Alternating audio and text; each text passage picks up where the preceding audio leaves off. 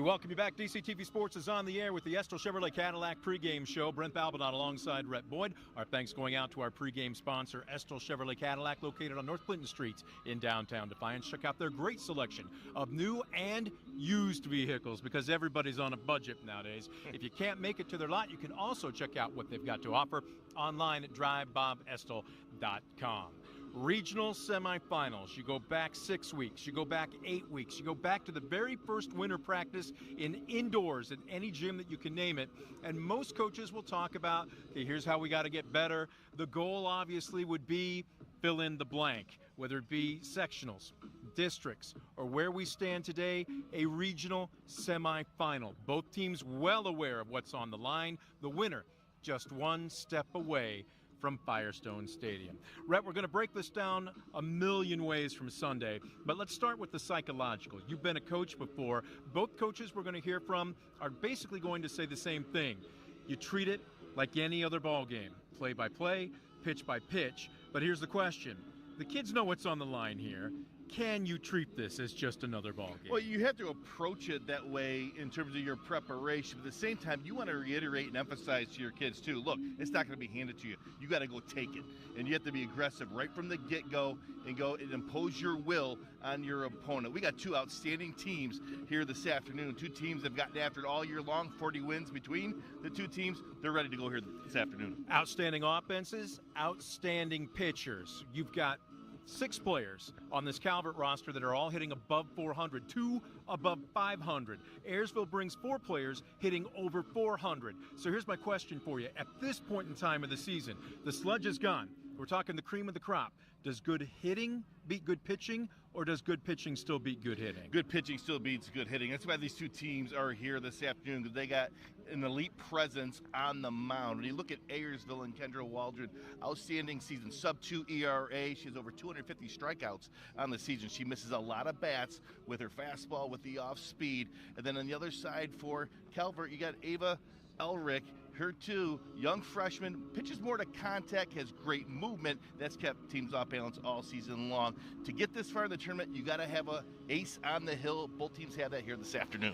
2 completely different styles. Let's start with the freshman in Elric. Again, just a freshman, first season pitching. Even at the junior high level, she wasn't in the circle. She's not going to overpower you. Her fastball's about 58 miles an hour. She does have a change that she will mix in, but her curve is her out pitch. And what the coaches were telling me, it defies gravity because it's kind of a combination between a rise and a curve. It will rise, but it will also break laterally as it's moving up in the zone. That's not something that hitters are used to seeing. No, they're not. And for her, being the young freshman, you know, does she have the nerves coming into this ball game? And really, as a coach, all you're asking of her is, look, do your job. Do what has gotten you to this point all season long. If you take care of that, your teammates behind you will take care of the rest. Throw that fastball. Throw the off-speed pitch. Get that movement like you've done all season long here this afternoon. You're going to give us a great chance to advance. On the flip side, for the Pilots, we've talked about her. She deserves it. The Honey Badger, Kendra Waldron, an 8-to-1 walk-to-strikeout ratio, over 250 strikeouts on the season. We're not going to short her 40 strikeouts. She had 11 against Lipsick in the district finals, and then in the finals last Saturday against Antwerp, 1 hit, 16 strikeouts. She can literally throw 5 pitches at any time she wants to, each for a strike. So here's my question. As a hitter, how do you take something away from a pitcher like that? Well, I think you got to be aggressive early in the count, knowing that she wants to get ahead. You're going to see the fastball early. If you can attack that fastball, get some traffic on the bases, put more pressure on her, that's your best chance that you got here this afternoon. Because if you allow her to get ahead in the count and use those multitude of pitches to keep you off balance like teams have been all season long, good luck. She's been outstanding. Both coaches have given their teams their instructions. Treat it like just another game, if indeed you can. The bottom line is this. Nobody lucked their way here. They were meant to be here. They've earned it. The only question now is who earns a spot in Friday's regional finals. Stick around and find out. More of the Ayersville Chevrolet Cadillac pregame show right after this. You're watching DCTV Sports. Ayersville Chevrolet Cadillac is this area's new and used car headquarters, earning your trust one satisfied customer at a time. Ayersville Chevrolet Cadillac, North Clinton Street in Defiance, and online at drivebobestel.com.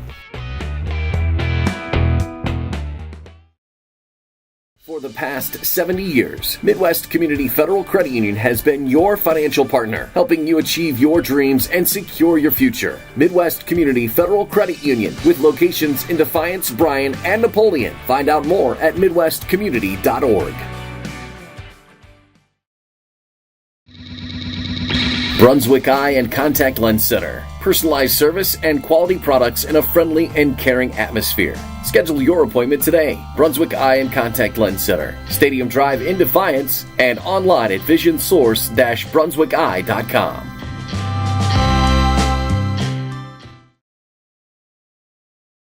Simplify your everyday banking with convenient account options and digital banking features that fit your unique lifestyle. Premier Bank, everyday banking solutions designed for you. Explore solutions today at yourpremierbank.com.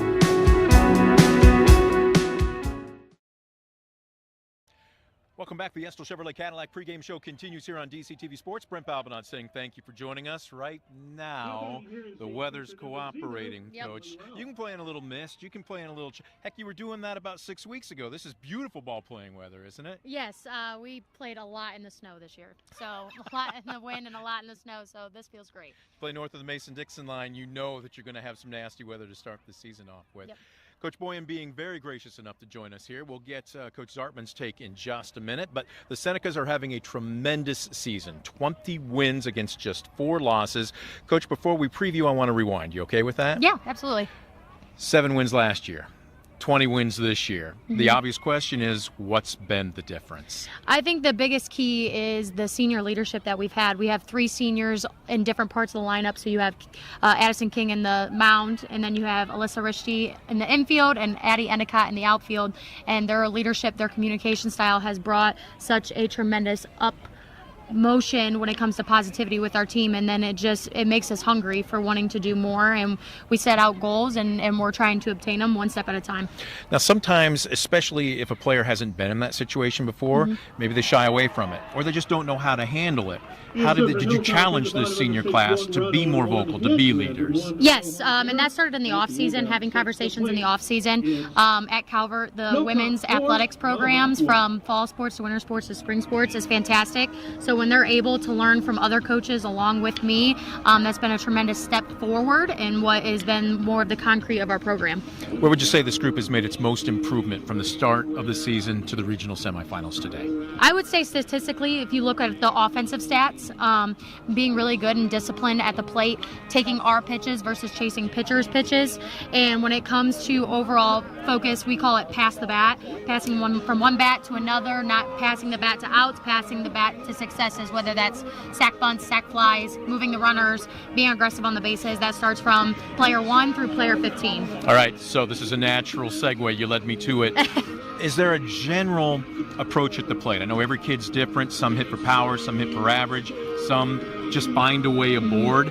But is there at least a foundation that you want your players to take when they do step in the box? Yes, so ours is push to extension. So wherever that leads when it comes to body and power, maybe that's a single, maybe that's a gap shot, maybe that's a home run. We've had quite a few of those recently, and they're fun to see, but also pushing to extension with bunts, making sure that we're laying those down, and that is our key foundation of making the rest a success. You're going to face a potential Division I softball player today in Kendra Waldron for the Pilots. Have you been able to scout her? What impresses you? Yes. First off, hats off to Ayersville Pilots making it this far. The coach has been nothing but fantastic for his program this year. The pitcher looks very successful. We did our scouting. We ran our scouting report in practices, so we're just hoping to continue to push forward. We faced a lot of really good pitchers in our conference. You have the New Regal pitcher, you have the Gibsonburg pitcher. We went and played Clyde. Clyde has a fantastic pitcher along with Liberty Benton, and I think that is a really good scout as well that we've been doing all year. It's one thing at the prep level when a kid tells me I've got 4 or 5 pitches. I'm like, sure you do. Maybe you've got 1 or 2, but in Waldron's case, she's got 4 or 5 that she can go to in virtually any count and that she can spot. Yep. How do you take away something from a pitcher like that? Discipline. It comes down and stems down from discipline. We've warmed up every single pitch that she throws, so we're going to use our discipline at the plate, hit the one that we want to hit, not hit the one that she wants us to hit, and we're going to go from there. And a day like today, we hope for 1, maybe 2 runs, and that might be enough to win this game. We've seen it before. Let's Yes. talk about your young freshman starter, Ava Elric. Break her down. What's in her repertoire? She is a fantastic kid from start to finish when it comes off the field and on the field. So what you'll see in the circle is she's got a very confident, soothing demeanor, and that backs up her defense. Her defense is confident behind her. You will see that she has laser focus, but she has pitches that will come down and in, up and in, and out. And we're just going to continue to use what we scouted when it comes to the Pilots batting lineup, and we're going to play the scout and hope for the best. I know the old phrase is, and it's cliche, treat it like just another game. Correct. Stay with the routine. These kids know what's on the line. Correct. Can you treat it like just another game? I think so. When it comes to what we've done this season, so we are having a historic season, but it's unfinished business. And what we mean by that is we've had on the calendar that we have 9 days left potential for softball, and we want to spend those 9 days together. So what do we got to do to continue to play together? And that's perform on the defensive side, perform on the offensive side, and live in the moment. And that's what we're excited to do here today. It's a great atmosphere. We've played in this weather before, so we're excited to continue to play in it. We get to be up in the booth at least, but we're going to take it one pitch at a time as well. That'll be our philosophy on the broadcast. Coach Boyan, I can't tell you how much I appreciate your giving me access over the last 24 hours. Thank you for the interview today, and best of luck to you. Thank you. I appreciate it. We're going to take a quick time out. We're back with more of the Estill Chevrolet Cadillac pregame show right after this. You're watching DCTV Sports. Simplify your everyday banking with convenient account options and digital banking features that fit your unique lifestyle. Premier Bank, everyday banking solutions designed for you. Explore solutions today at yourpremierbank.com.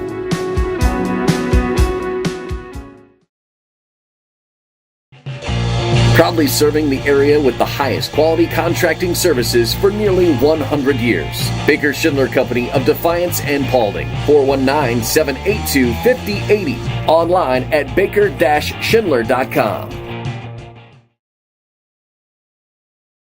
Visit Mark Moats Ford and check out some of the best new Ford models. Mark Moats Ford has been serving the Defiance community since 1916. Visit them today, County Road 424 in Defiance, and online at markmoatsford.com.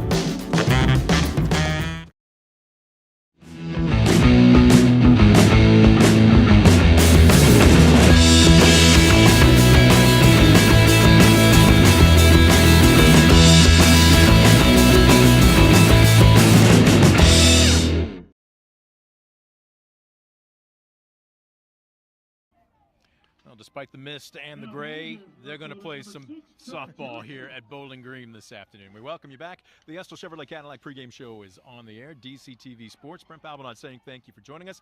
Coach Zartman joining us right now. Yes, you came dressed a little bit more prepared than I did. Yeah. But in all honesty, this is probably the worst it's going to get. The last thing you want to see is weather play a role when you've got two elite teams like those that are going to take the field here this afternoon. Yeah. Let's rewind before we preview, though. You okay with that? Yeah. Going back to Saturday, again, dominant against Antwerp. You enjoyed it for a bus ride home. Yep. But what have the last 48 to 72 hours been like? Getting back in our normal routine. Memorial Day, we still came out and practiced and did what we do. And yesterday, again, another good situational day, defensive day, kind of getting ourselves locked in for today.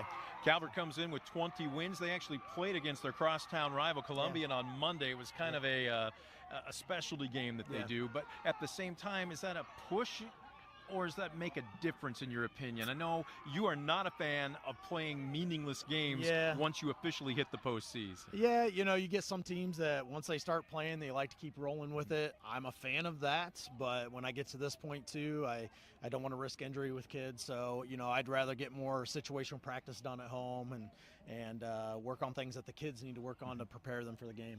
All right, so let's talk about the last two games that you played, obviously at Napoleon against Leipzig and Antwerp. Offensive explosions marked by, again, the Honey Badger.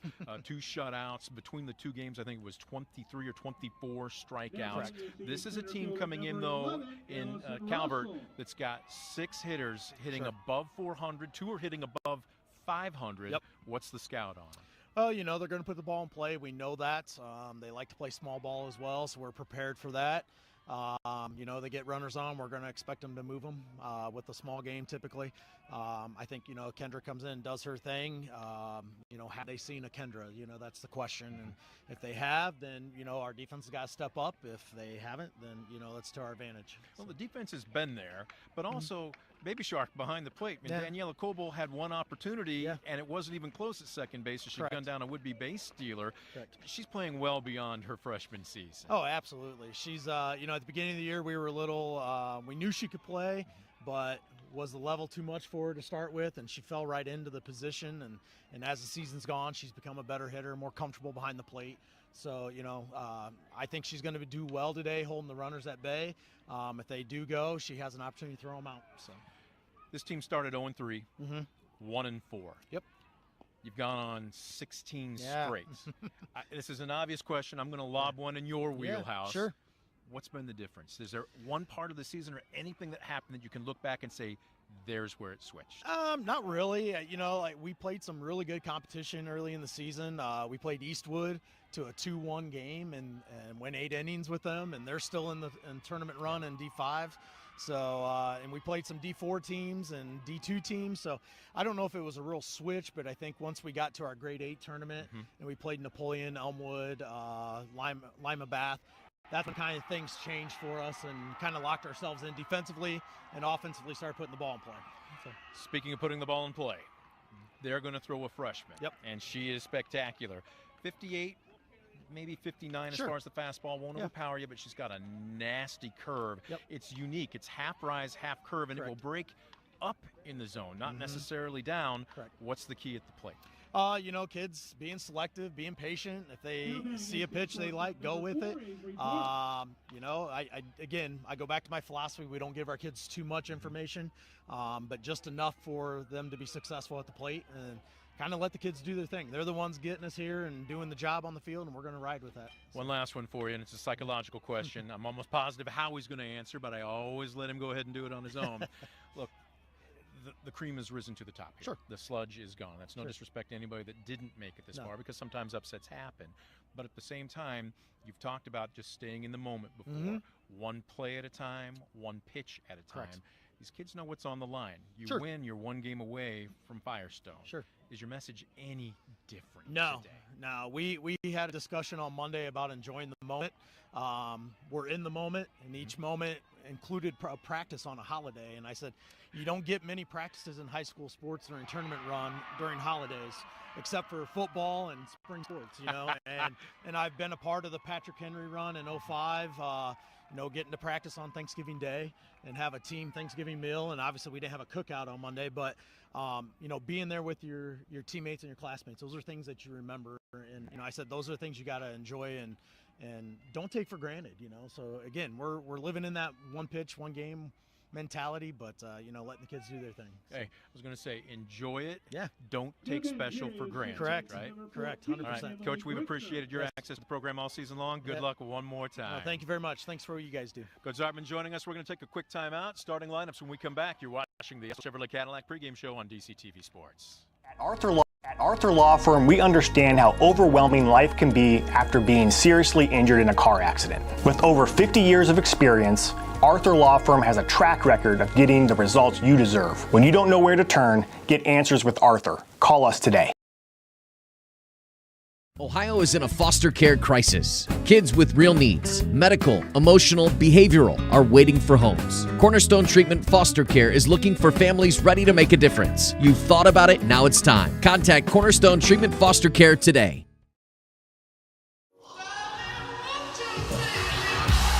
Being your best isn't just about taking care of your body. It's about taking care of your mind and mental health.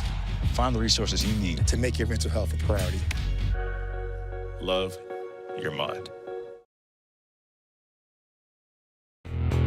Estill Chevrolet Cadillac is this area's new and used car headquarters, earning your trust one satisfied customer at a time. Estill Chevrolet Cadillac, North Clinton Street in Defiance, and online at drivebobestill.com.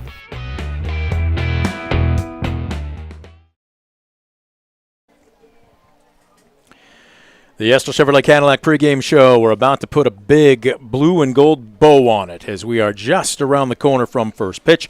Brent Balbinot alongside Rep Boyd. We've broken it down. We've heard from both head coaches. Nothing left to do but throw out the first pitch and see who earns the right to wear the uniform Friday afternoon. Time now for our Baker Schindler Company starting lineups, proudly serving the area with the highest quality contracting for nearly 100 years. Baker Schindler Company of Defiance and Paulding, Baker-Schindler.com. They will be the guest team, even though both these teams were their number one seeds in their respective districts.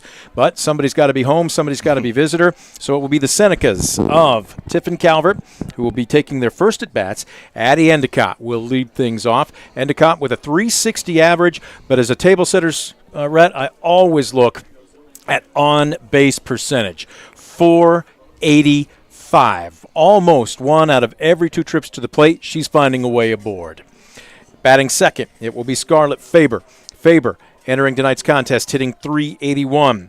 In the three-hole, Alyssa Rishti. Rishti is actually going to be playing ball at Ohio Dominican, basketball and golf. She is a scholarship athlete, though. Rishti with a .459 average and an on-base percentage of .500. She's got 42 RBI on the season. That leads the team. Batting in the cleanup hole, it will be the pitcher, freshman Ava Elrick. Addison King will be at third, batting fifth. Behind the plate, Gracie Miller will hit sixth. Your designated player is Claire Schoenberger. Sophia Lee will be at second base, hitting eighth. And in the nine-hole, no relationship, at least as far as we know of, to Davy. It will be Kaylee Concepcion. Batting in the nine-hole. I will say this, though. You look at Murderer's Row here, Rhett. We were talking about it during the pregame. This is one of those situations where we've talked about the pitching, but both teams can swing it. The Senecas with 6 hitters with a batting average above .380, and as we saw right there, 2 at .500 or over. The question is, can they get the hits back to back to back? Because against a potential Division I athlete like Kendra Waldron, we're seeing the cream separate itself from the rest. There's no doubt about it. When you look at that 3, 4, 5 of Rishti, Elrick, and King, they're going to have. That's the table is going to be set, and they're going to have to come through. Look, we're in the regional, right? And you talk about the cream rising to the top. It's best on best, and your best has to play well if you're going to advance. And they've carried this team all season long. And obviously they're looking forward to them doing the same here this afternoon. Let's take a look at the defense in the field for Coach Zartman and the Ayersville Pilots.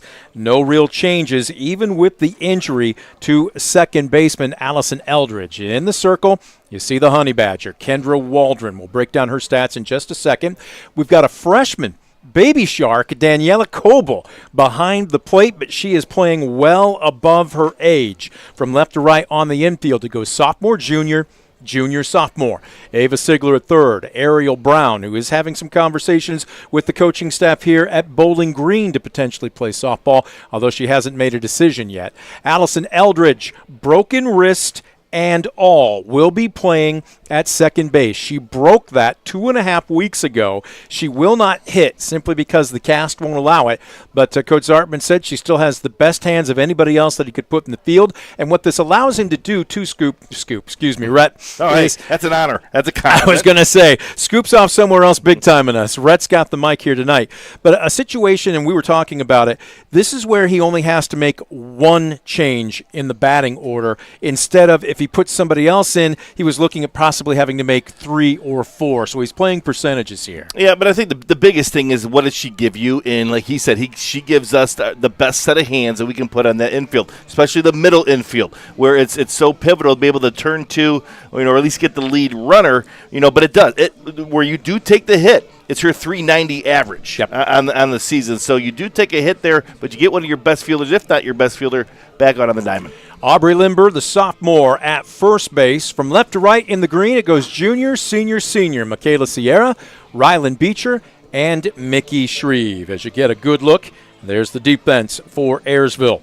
Entering today's contest, I believe it's 18-4 instead of 17-4. Likewise for the Senecas, 23-4 instead of 20-4. Again, this time of the year, everybody's scrambling to try and get a few extra games in. Obviously, you've got some washouts that got replayed, but we believe those are correct as far as the records are. Those are your starting lineups, brought to you by Baker Schindler Company. The men in blue, you see them at the bottom of your screen, and there you see them at the back end of your screen, and they go with 3 umpires instead of 2. We are deep into the playoffs, and you want to make sure you get basically as many quality individuals on the field as possible. You want the best calls, and a 2-man crew versus a 3-man crew, Rep, there's just no comparison. No, it's obviously it's a numbers game, right? You have another set of eyes on the field, and that's what you want. Look, you're in the Sweet 16. This is what you've been playing for all season long. To have this opportunity, you want to make sure you have enough eyes in the field to get it right, and certainly the OHSA has done that here with implementing the 3 umpires. A show of class by Tiffin Calvert's starters. As they're being introduced, they go across the diamond and shake hands with the opposing team's coaching staff. You can see them in their royal blue jersey tops with the white trousers and blue pinstripes.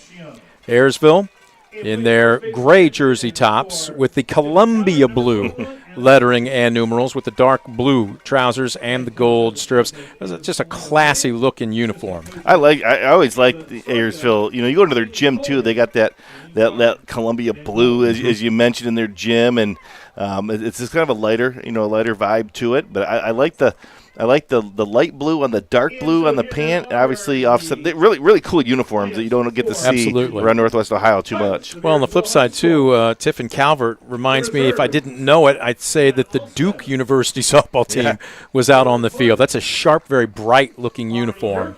And now the Pilots will return the favor by going across the diamond and shaking hands with the opposition's coaching staff as well. The man in blue, you can see him up against the backstop there, and like anything else, not just the players and the teams, but the umpires earning themselves more and more games deeper into the postseason. Behind the plate, calling balls and strikes, we've got Mark DiNucci Jr., and we were told to make sure that we mentioned Jr. and not Mark DiNucci. At first base, it will be Mike Bartley, and making all the impartial calls at third is Derek Moore. It is overcast, but the rain has held off. We had a very light mist, probably about 3:30, 4 o'clock, but it has moved through.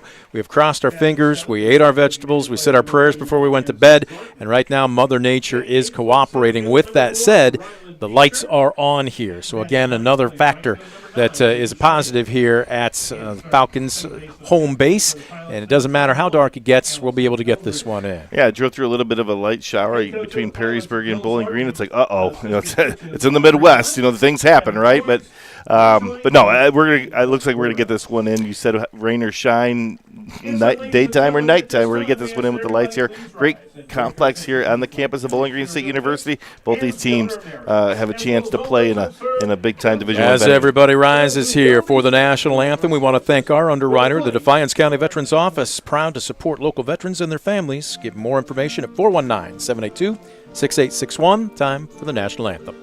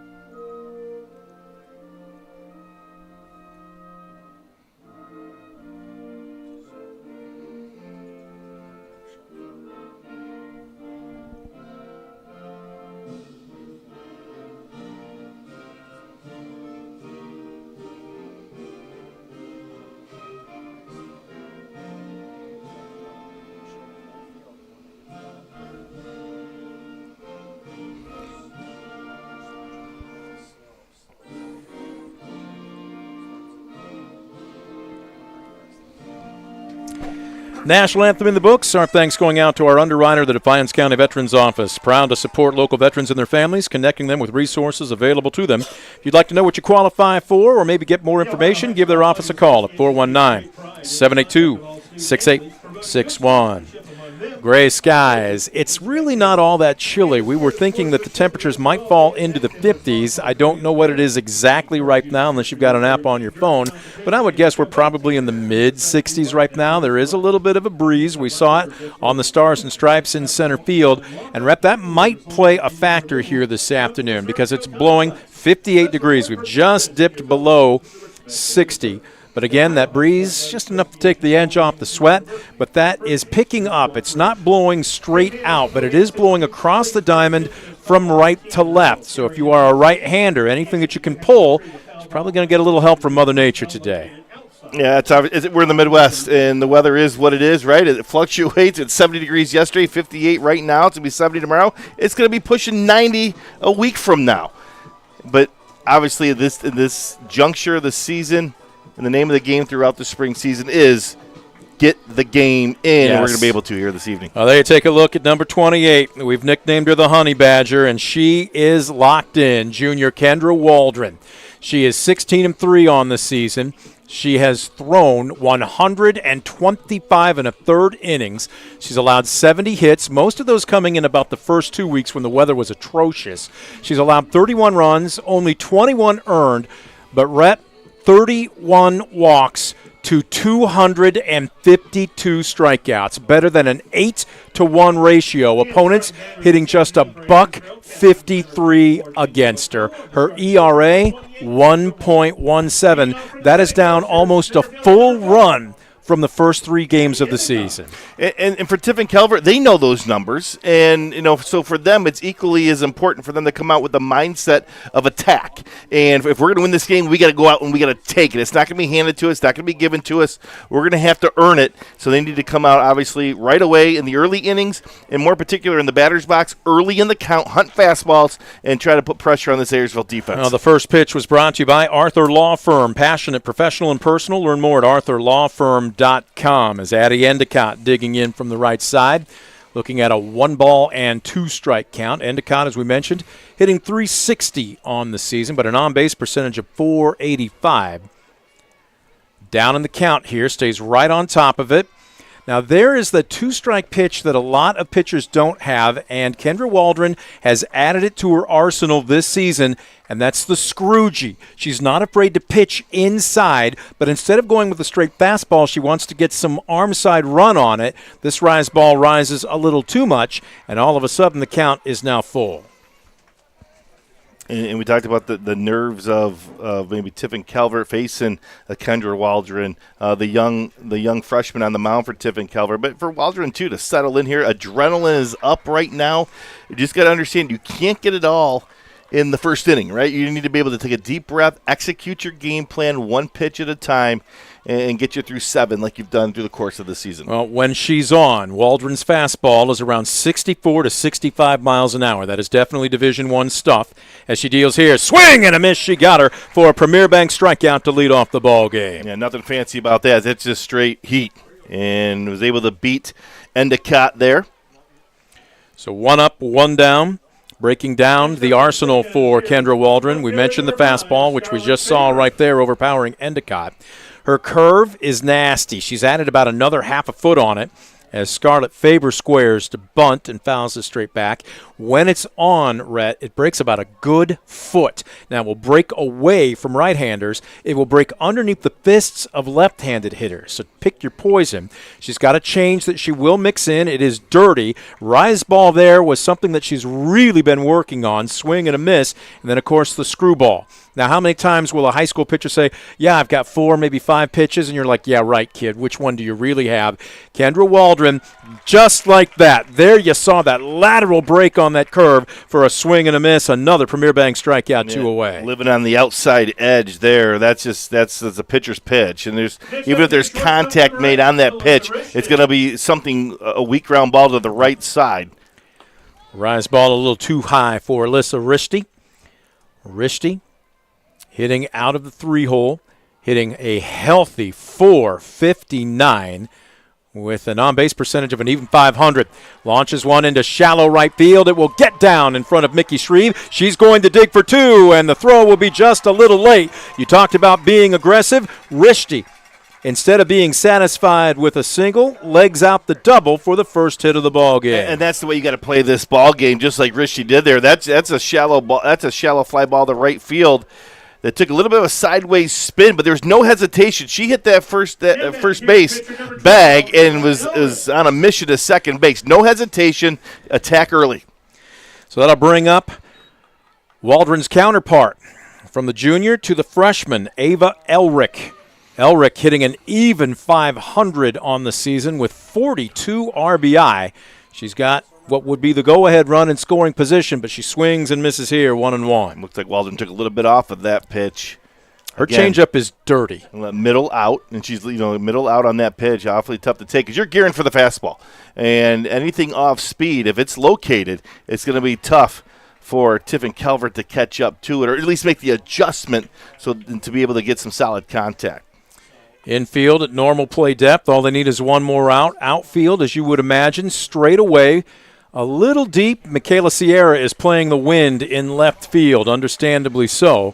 As a swing and a miss makes it deuces wild. 2 balls, 2 strikes, 2 outs. A runner at second here in the top of the first. Kendra Waldron trying to get the shutdown. She's been able to beat a couple bats with a high fastball. See if she elevates it again. Try to there. That rise ball is just not quite working for her right now. Maybe just a little amped up, and the count runs full, 3-2. Here's where you probably aren't guessing right now if you're Elrick. You're taking heater. This one popped into shallow right field, coming on and making the catch is Shreve. Boy, she looked like she had some problems gauging it off the bat, but she stayed with it. Score at F9, and with it, Tiffin Calvert retired here in the top of the first. No runs on 1 hit, no errors, and 1 left the board. We're through 1/2 inning. Senecas, nothing. Pilots coming to the plate. You're watching DCTV Sports.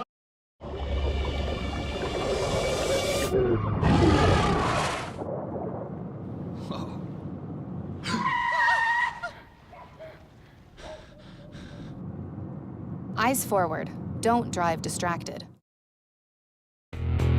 Estill Chevrolet Cadillac is this area's new and used car headquarters, earning your trust one satisfied customer at a time. Estill Chevrolet Cadillac, North Clinton Street in Defiance, and online at drivebobestill.com.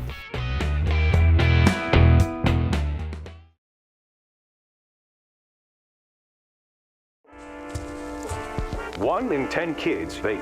Each vape pod can contain the same amount of nicotine as a pack of cigarettes. The Health Class Film Guy isn't the best person to talk to your kid about vaping. Got a few minutes? You are. Talk to your child about vaping today.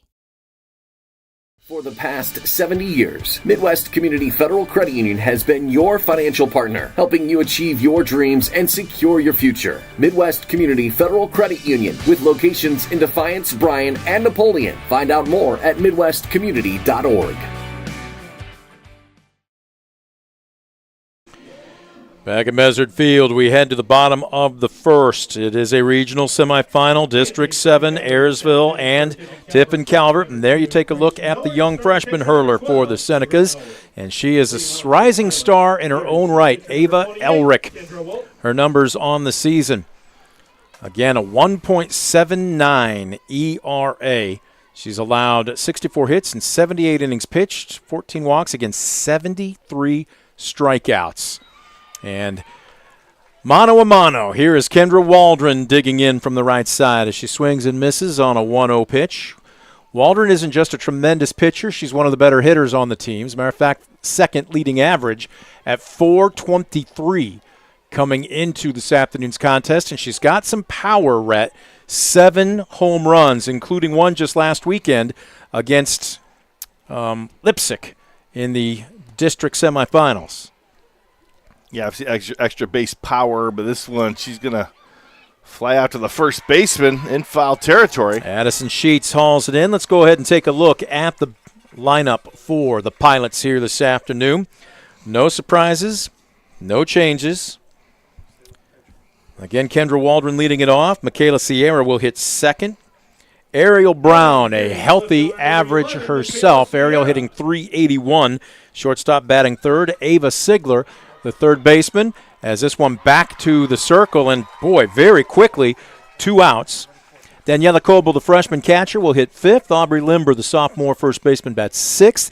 Bottom third of the lineup, has been murderer's row for the Pilots. Addie Zartman will be the designated player with that heavy knee brace on. Rylan Beecher hitting around 270. And then Mickey Shreve, not your prototypical 9-hole hitter. Shreve hitting well above 300. Well, when you look at what Coach Zartman done when he constructs his lineup, he lengthens it. And every odd number, 1st, 3rd, 5th, 7th, and 9th, are your higher hitters in terms of average, and then you tuck in the rest in between to protect them and make sure they get good pitches to hit. And obviously, so when you have a player like Mickey Shreve at the bottom at 422, that turns that lineup over to the top, and then you hope to do some damage as a result of it. We've talked about this before. After the first inning, Mickey Shreve is basically an extra leadoff hitter. Yeah, 100%. 1-2, Brown digging in. This one misses upstairs. 2 balls and 2 strikes. Let's take a look at the defense for the Senecas.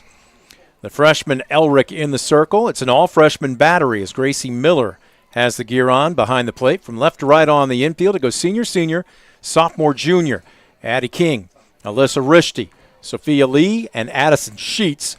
From left to right in the green, a senior sandwiched in between a pair of juniors. Scarlett Faber in left, Addie Endicott in center, and Kaylee Concepcion in right. Well, Ariel Brown had a good confident swing, just fouled it off before. Popped up, second base is on it. Sophia Lee makes the catch, and it's a 1-2-3 inning. No runs, no hits, no errors, nobody left the board. We're quickly through one. No score in Bowling Green. We're back after this on DCTV Sports. Brunswick Eye and Contact Lens Center. Personalized service and quality products in a friendly and caring atmosphere. Schedule your appointment today. Brunswick Eye and Contact Lens Center. Stadium Drive in Defiance and online at visionsource-brunswickeye.com.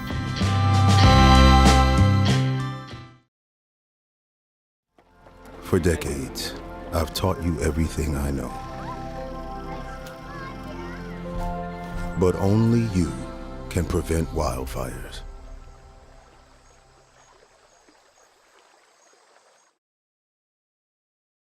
Simplify your everyday banking with convenient account options and digital banking features that fit your unique lifestyle. Premier Bank, everyday banking solutions designed for you. Explore solutions today at yourpremierbank.com.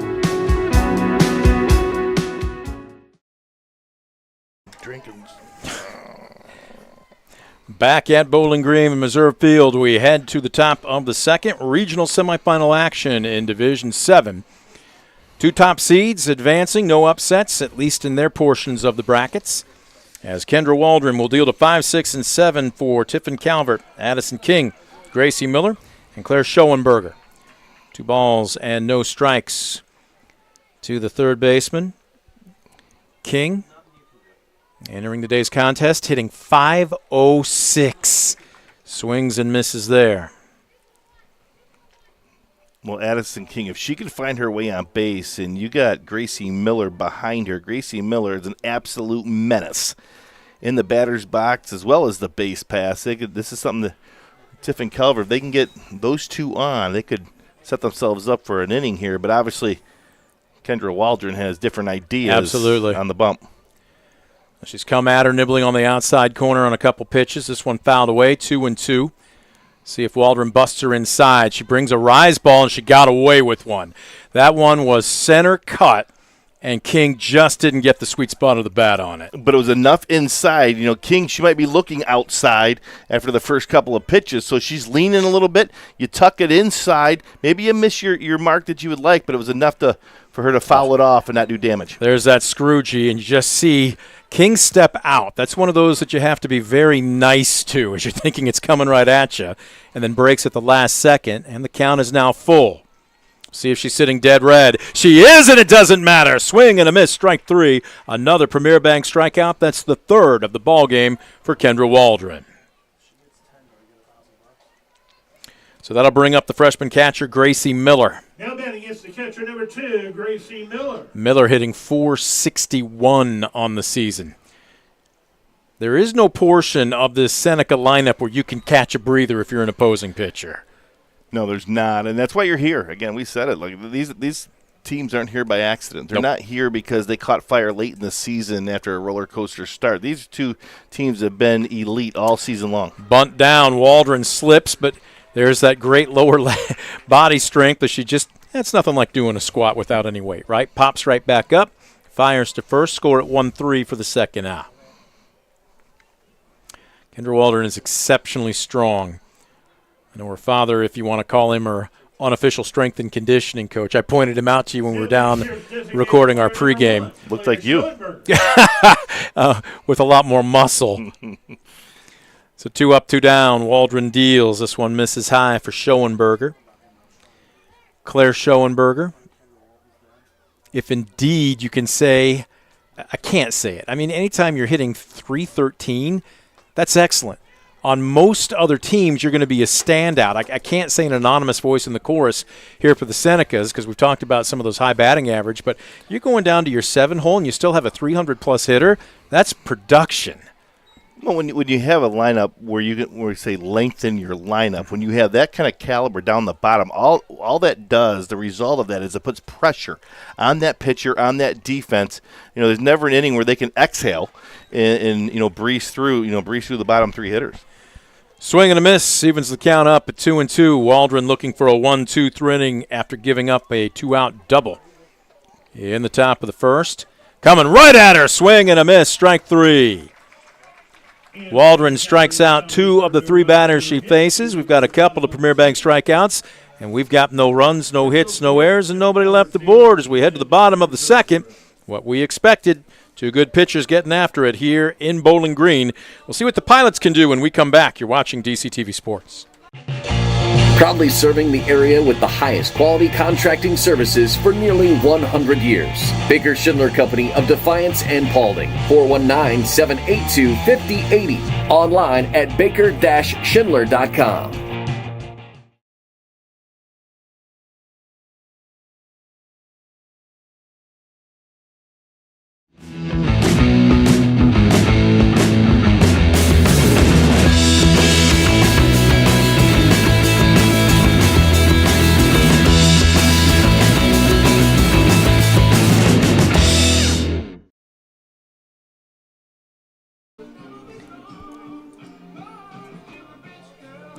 Back at Bowling Green, Brent Balbinot alongside Rep Boyd. We're hard to believe this field looks as lush and as green as it does now. About 4 weeks ago, certainly 8 weeks ago, you were looking for any sliver of green through all the brown spots here. Look, if you're going to play outdoor sports, but especially baseball or softball north of the Mason-Dixon line, you know what you're going to deal with this time every year. Yep. But even with the gray skies, the breeze here, and a little bit of precipitation, anybody would have said we'd take this weather today if you would have told them this 4 weeks ago. No question about it. And you set a schedule of 26 games or so in the regular season, and you hope. And I mean, you are hoping. Sometimes it's blind hope that you can get 20 of the 26 in because of the weather. So you just feel fortunate anytime you can get out there and play. And, let's face it, you're tired of being inside. You're tired of being in the gym or in your indoor facility, and you just want to get out and play. So there's this big strike out there to start the inning. Ava Sigler goes down on 3 pitches from Ava Elrick. That's a Premier Bank strikeout, and that will be the first of the ball game for the young freshman hurler. So when you're playing in 35, 39, 40-degree temperatures, you'll take it. Obviously the kids are young; they can adapt to it a lot better than the adults can, sitting and watching. But it's the Midwest. That's what you get. Freshman catcher Daniela Coble sends a sinking liner to short, and Alyssa Richty scoops it up just above the dirt on a fine snare on a basket catch on a liner. 2 down. Perfect position. Did not have to move her feet at all. Just get the glove down in the dirt, and she's able to pick it, before it hit the ground. So with 2 away, here's slap hitter Aubrey Limber. The young sophomore pressed into service at first base with the injury, the re-aggravation of it by Addie Zartman. Zartman stays in the lineup but as the designated player. And I know it's tough, but especially as a young freshman when you are right-hand dominant, to have to step in on the left side and relearn basically everything, how to swing, how to get your load started. She has done a tremendous job this season as she fouls away a 1-0 pitch. She'll get a running start here, Rhett. You watch her. Actually, she stayed in there and goes oppo as drifting back is Faber in foul territory and makes the nifty catch. And that will do it as the Pilots go in order for the second straight frame.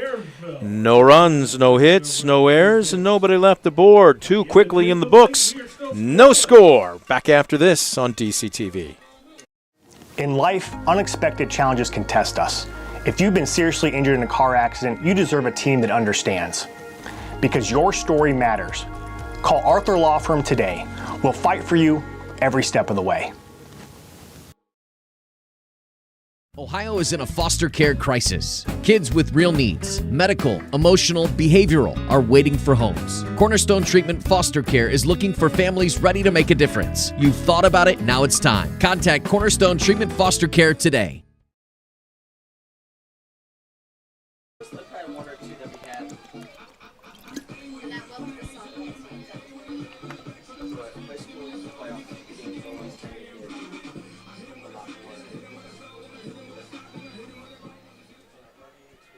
Ian leading off here, second baseman number 6, Sophia Lee. Back at Bowling Green. Kendra Waldron getting set to deal to the 8-hole. Sophia Lee, 9-hole Kaylee Concepcion on deck, and then the top of the order in Addie Endicott. It's more fun doing it this way. Anyways. Waldron has allowed 1 base runner. That an aggressive double with 2 outs by Alyssa Rishti. But the threat was snuffed out immediately, and elevating there, swing and a miss, evens up the count at 1-1.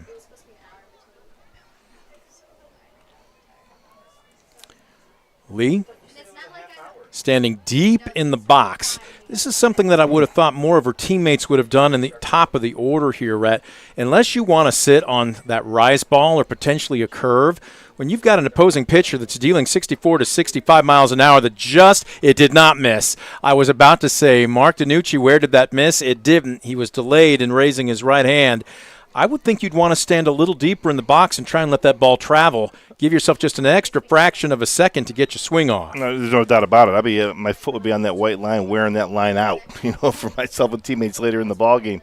You said, because it's just a fraction of a second that, could be the difference of of contact or a ball in fair play. 3-2, there's a curve that's elevated, and communication, and the ball drops in between 3 Pilots.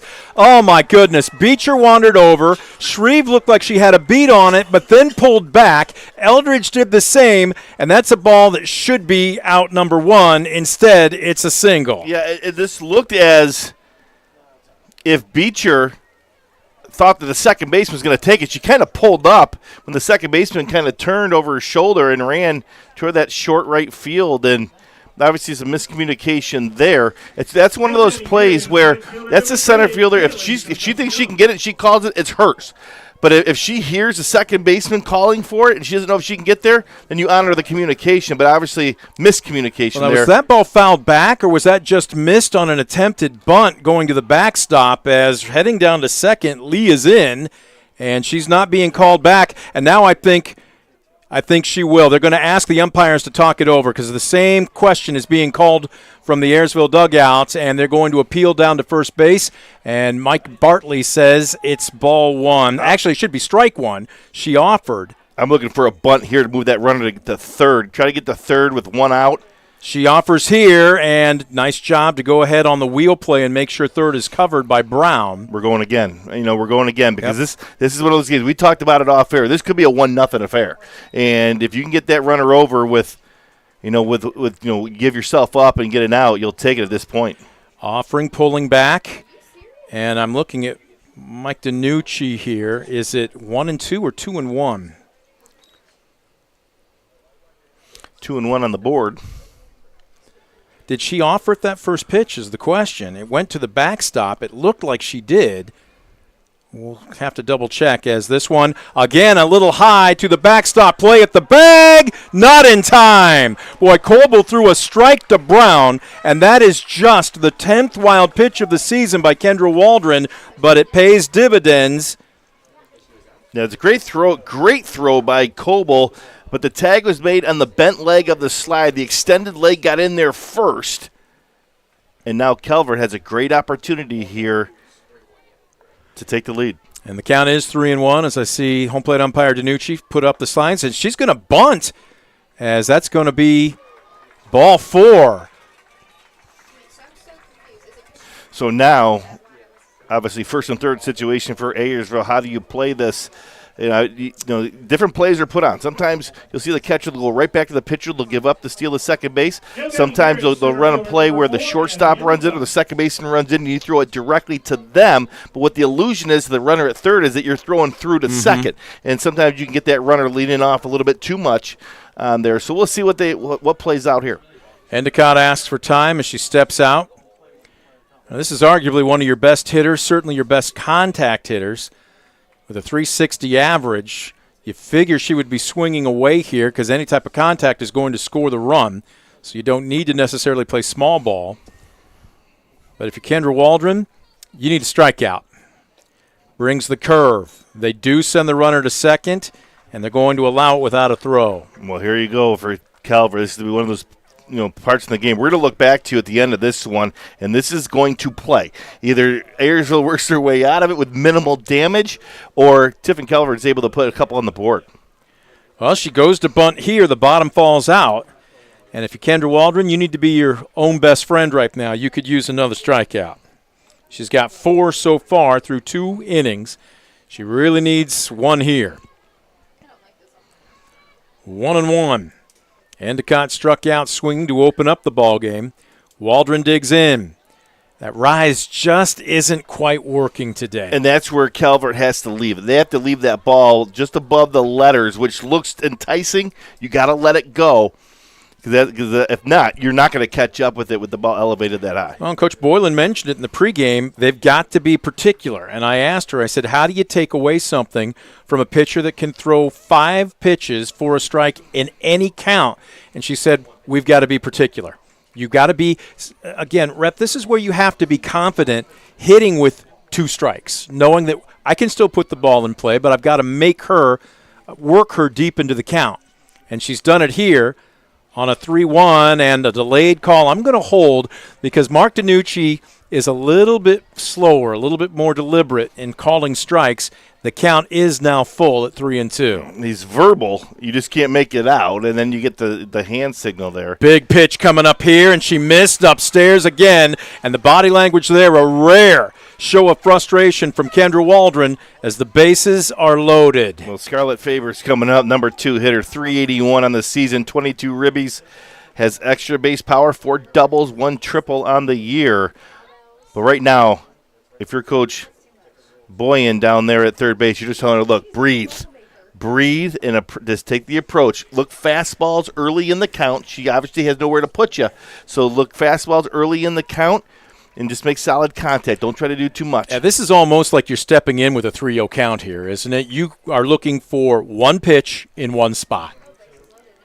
And Kendra Waldron, nowhere to put her. You got to figure. Now the infield is coming in. Are they anticipating small ball here? At least they are. The bunt going back to the mound, flipping to home. The throw down to first. Not in time, but the runner coming back. Coble makes the tag, and she slid in underneath it. What a slide by Kaylee Concepcion to bring home the first run of the ball game. Rep, the throw beater. She just took a hand away and hit the plate with her outer hand. That's all on the slide because that could have been huge for Ayersville. They could have had 2 outs, no runs scored, but it was just the slide of Concepcion. You said it. She pulls the inside hand away from the catcher, and the outside hand is able to get the back part of the plate. Great slide. Calvert takes an early lead. Instead of what could have been a double play, it's now only 1 away as Kendra Waldron brings a nasty changeup. Rishti swings through it for strike 1. Waldron's got to stay locked in here as runners at second and third with still less than 2 outs. The Senecas looking to get a little greedy here. They want more. Swing and a miss, strike 2. Rishti picked up the first hit of the ball game for either team. It was a bloop double to right field just an inning ago. Waldron deals, blew her away with some nasty heat.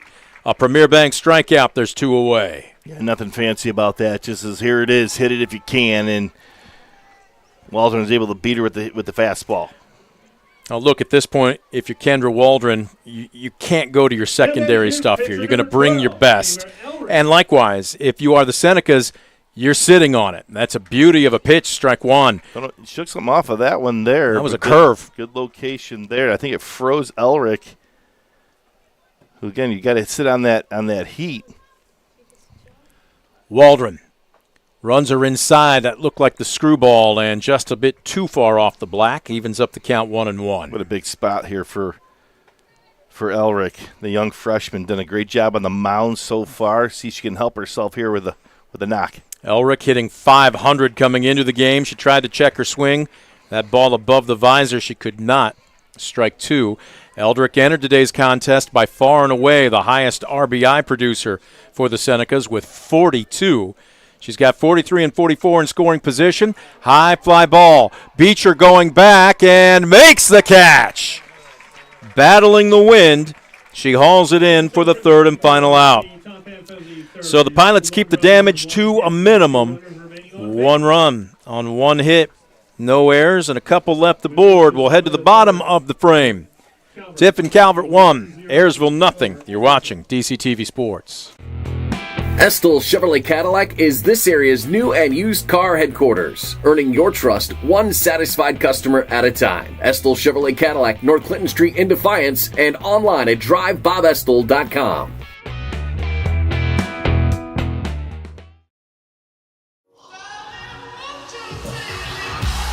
Being your best isn't just about taking care of your body. It's about taking care of your mind and mental health. Find the resources you need to make your mental health a priority. Love your mind. What? There's a future, looks like pilot. Just enjoying getting out, right? That's all you got to do. That's all you got to do. Well, we'll see what happens here as we head to the bottom of the third as we welcome you back to Meserve Field. It is a District 7 regional semifinal matchup between a pair of top seeds in their respective districts. But the Senecas of Tiffin Calvert break the scoreboard first. They put up a run in the top half of this inning. It will be the bottom of the order for the Pilots, 7, 8, and 9. Addie Zartman will dig in, the designated player, followed by Rylan Beecher and Mickey Shreve. Zartman 366 on the season. She is a straight line runner.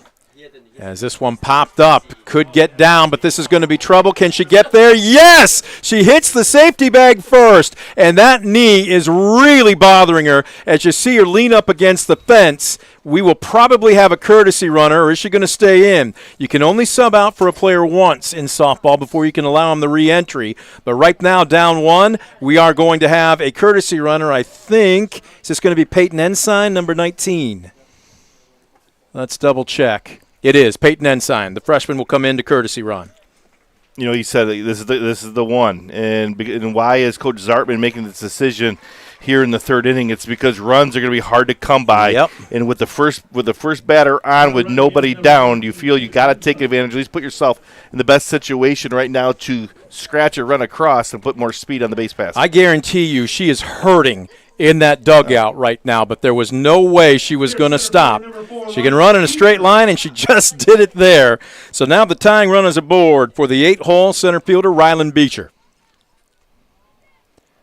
Rylan has seen the average come up over the past 2 to 3 weeks. She was hitting down around the 230, 240 mark. She's up at 291 now. Careful with her, though. She's got some pop. 5 extra base hits on the season.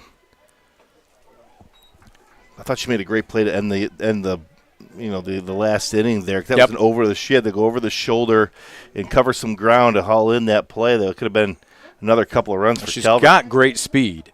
As a swing and a miss, that looked like a late decision to go after a ball elevated in the strike zone. She comes up empty, strike 2. Yeah, you don't have time to think up there right now. If you commit, you got to go. Just let it rip and let it ride and see what happens. This one popped back off the fence. Oh, my goodness. Gracie Miller goes up against that soft netting up top, but underneath it are some very hard bricks, and she's apparently none the worse for wear. Awesome. Look, these kids know what's on the line. Awesome. That's right. I mean, you leave nothing to chance. You're going after it. We said it. You have to take this game. You can't, expect it to fall right into your lap for you. And she went after it. 1-2. Outside corner, called third strike. A backwards K is a Premier Bank strikeout for the first out of the Pilot third. Now, with one down now, we'll see how aggressive Coach Zartman is. You try to get that runner to second base with one out on a steal. Well, Shreve is a good contact hitter as she swings and misses there. You've got a relatively inexperienced runner at first and Ensign, the freshman. And my guess is rather than check in, she's going to be checking in to the third base coach's box. She will move specifically on Coach Zartman's direction. So this one fouled back, and Shreve now down on the count 0-2. Rhett, we talked about Mickey Shreve, not your prototypical 9-hole hitter, coming into today hitting .422. That's what you might see Coach Zartman put the runner in motion here. He said good contact hitter. See if you can. This one well struck, deep to left field. Good height, good distance, goodbye! A 2-run shot from Mickey Shreve. And the Pilots answer here in the bottom of the third as they take the lead 2-1. That's her first big fly of the season, Mickey Shreve. We talked about putting the runners in motion, try to steal a base or two because of how dominant Elrich's been on the mound, but Mickey Shreve said, don't worry about it. You stay right there. Let me do the damage. She was able to deposit it over that left center field fence. New life in that Ayersville dugout and in the stands. And here we were talking about just getting the equalizer. Mickey Shreve goes yard to make it 2-1 Pilots. And that brings up the top of the order now for Ayersville. So they're in great shape. Elrich, obviously, you just got to let that one go and get back to what you were doing, and that's continue to pound the zone. As you were up to that point. Waldron fouls back what looked like a rise ball. Kendra 0 for 1. She has a very definitive routine at the plate. We'll break it down for you after this pitch. The 0-1 popped up fairly deep. It's traveling to right field, and Concepcion almost overran it. The wind has stopped, but she stayed with it and hauled it in. It's just a long out. Yeah, Waldron had a good contact on that. It was a good job there by, you said, Concepcion. Got a good jump on it. And that allowed her to make the adjustment at the end, giving her some time. Let's see what Michaela Sierra does. Sierra 0 for 1. Grounded back to the pitcher just a couple innings ago. Swing and a miss here. Well, we've talked about it here, as this is not Kendra Waldron up. It's Michaela Sierra. Swing and a miss. That was all upper body. It was almost like she decided late and never really got her load set. And you love to see Ava Elric really bounce back after giving up that home run, because all of a sudden, if she lets that affect her, she's staring at the top of the order. She's able to get Waldron here, looking to get that third out of the inning here ahead of Sierra. I'm almost seeing the sun pop out from behind the clouds. No way. We'll still call it partly sunny because we're optimists. The 0-2, she went fishing, and she knew it. Couldn't check her swing. That's a Premier Bank strikeout to end the Pilot third, but not before they come storming back.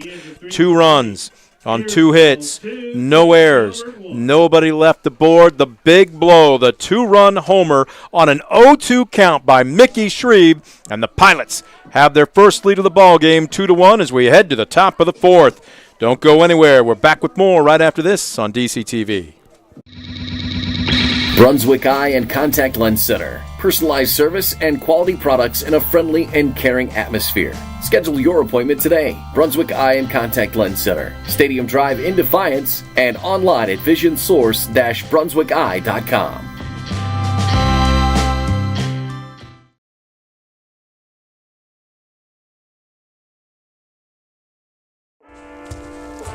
One in 10 kids vape. Each vape pod can contain the same amount of nicotine as a pack of cigarettes. The health class film guy isn't the best person to talk to your kid about vaping. Got a few minutes? You are. Talk to your child about vaping today.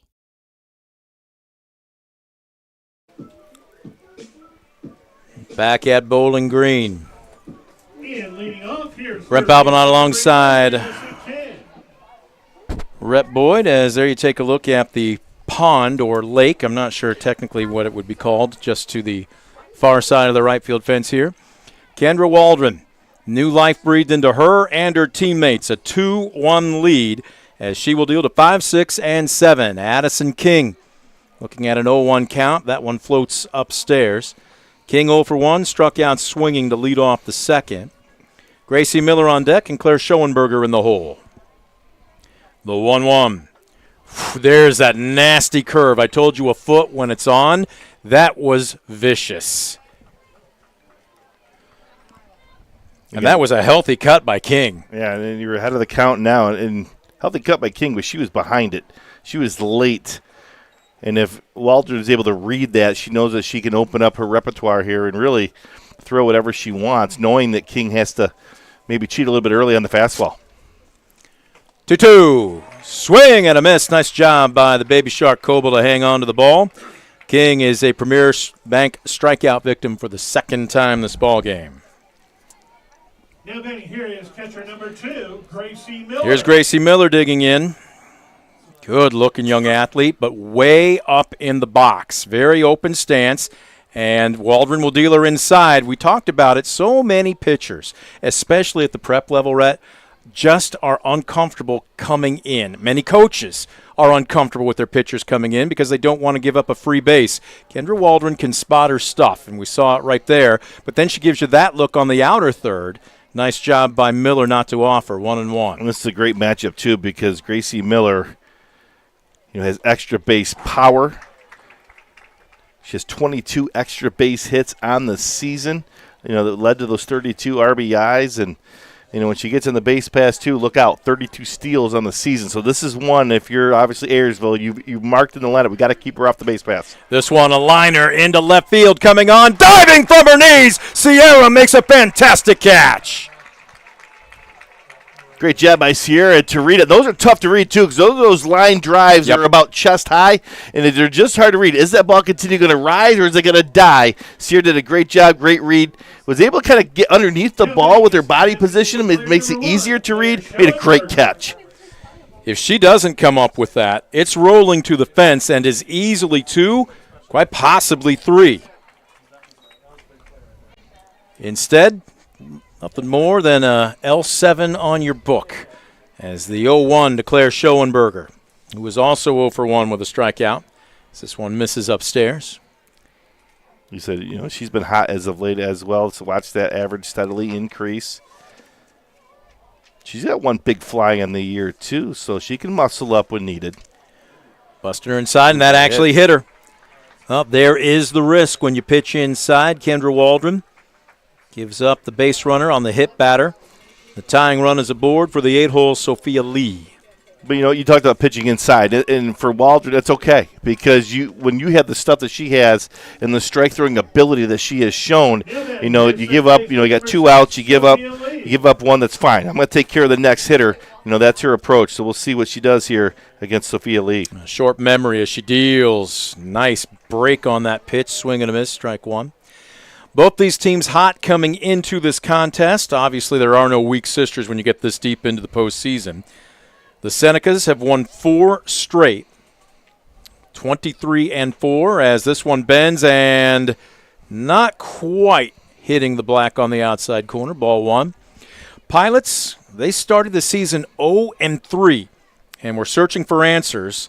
They found them. They entered today's contest on a 16-game winning streak as the runner goes from her knees. Coble throws down to second. That's just a nice job by Brown not to try and do anything spectacular, just keep the ball on the infield.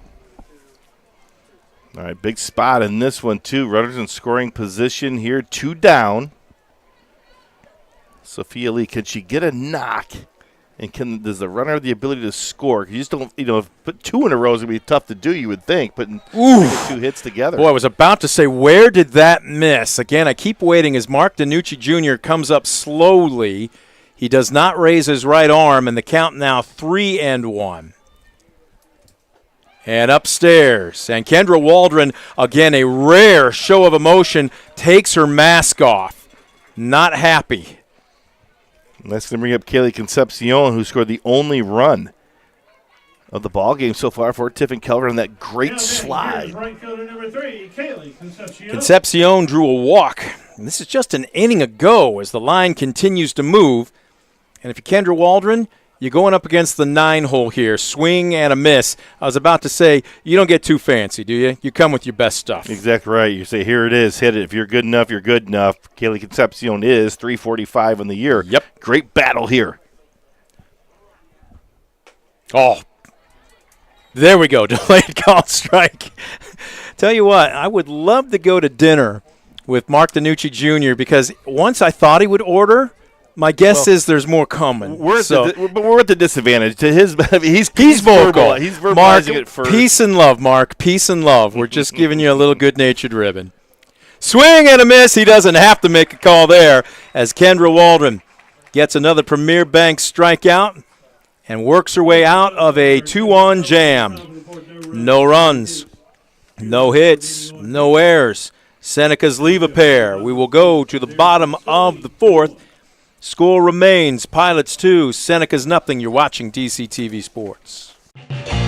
Proudly serving the area with the highest quality contracting services for nearly 100 years. Baker Schindler Company of Defiance and Paulding. 419-782-5080. Online at baker-schindler.com. For decades, I've taught you everything I know. But only you can prevent wildfires.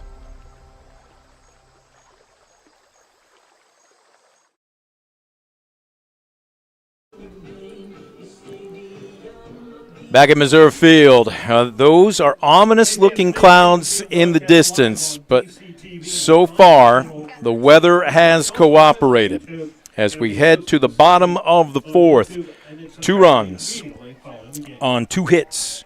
And no errors for the Pilots. 1 run on 2 hits. No errors for Tiffin Seneca.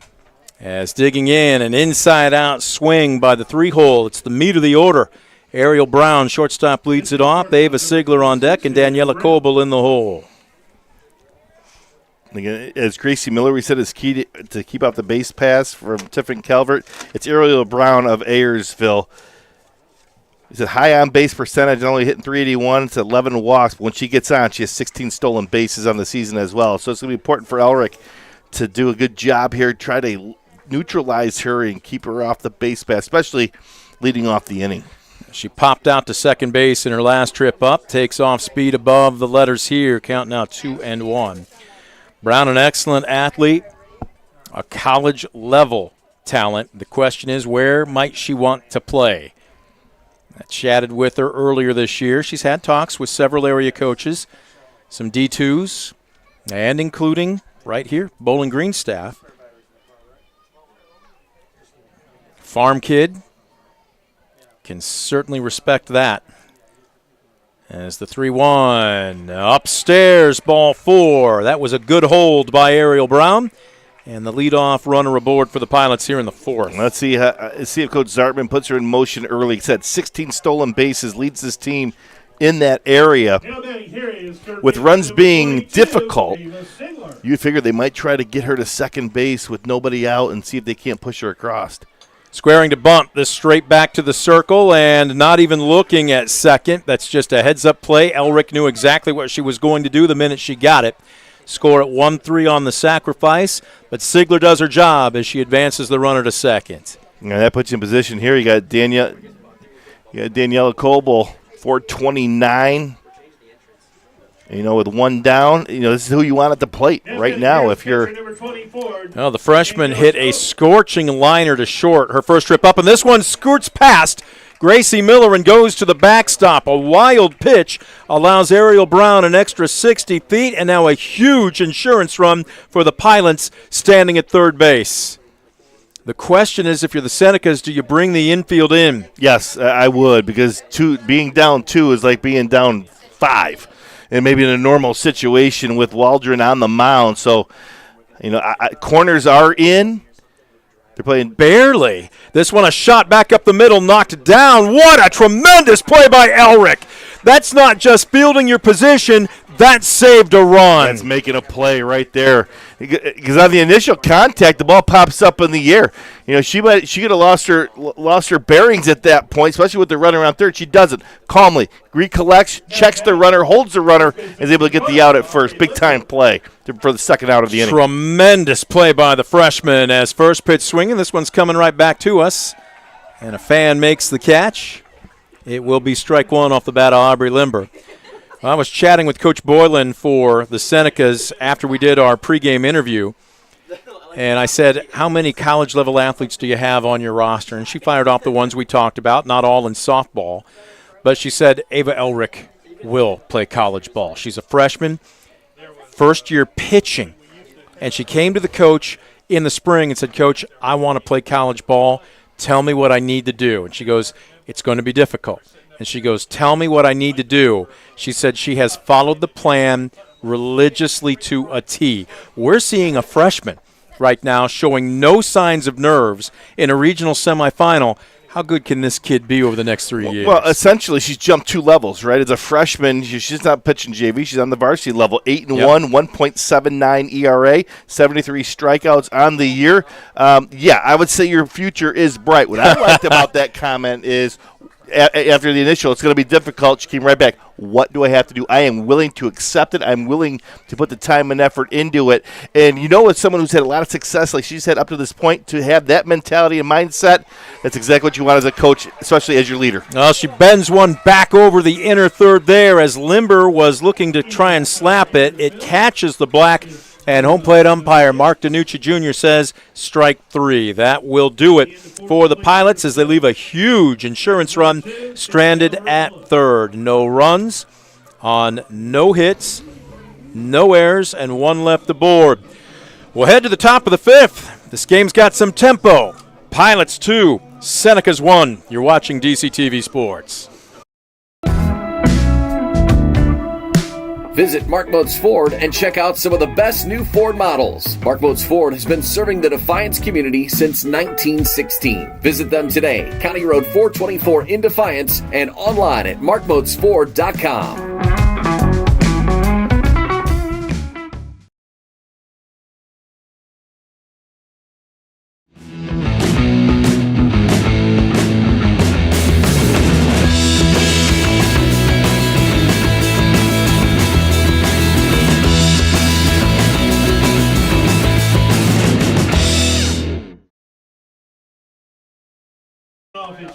Number 4, Eddie Endicott. Well, there you get a good look from our grandstand camera. Hayden, I can't say battling the rain. It's maybe been just a couple of light sprinkles, so he's safe up there. We are dry and safe and sound inside the press box here. I want to thank the entire staff here at Bowling Green for being more than hospitable, rolling out the red carpet for our crew. Kendra Waldron here in the top of the 5th. We'll deal to the top of the Senecas order. Addie Endicott, Scarlett Faber, and Alyssa Rishti. As Waldron working quickly and getting ahead in the count, no balls and 2 strikes. Endicott 0 for 1 with a walk. Check swing. She looks skyward. She's lucky she bought herself another pitch.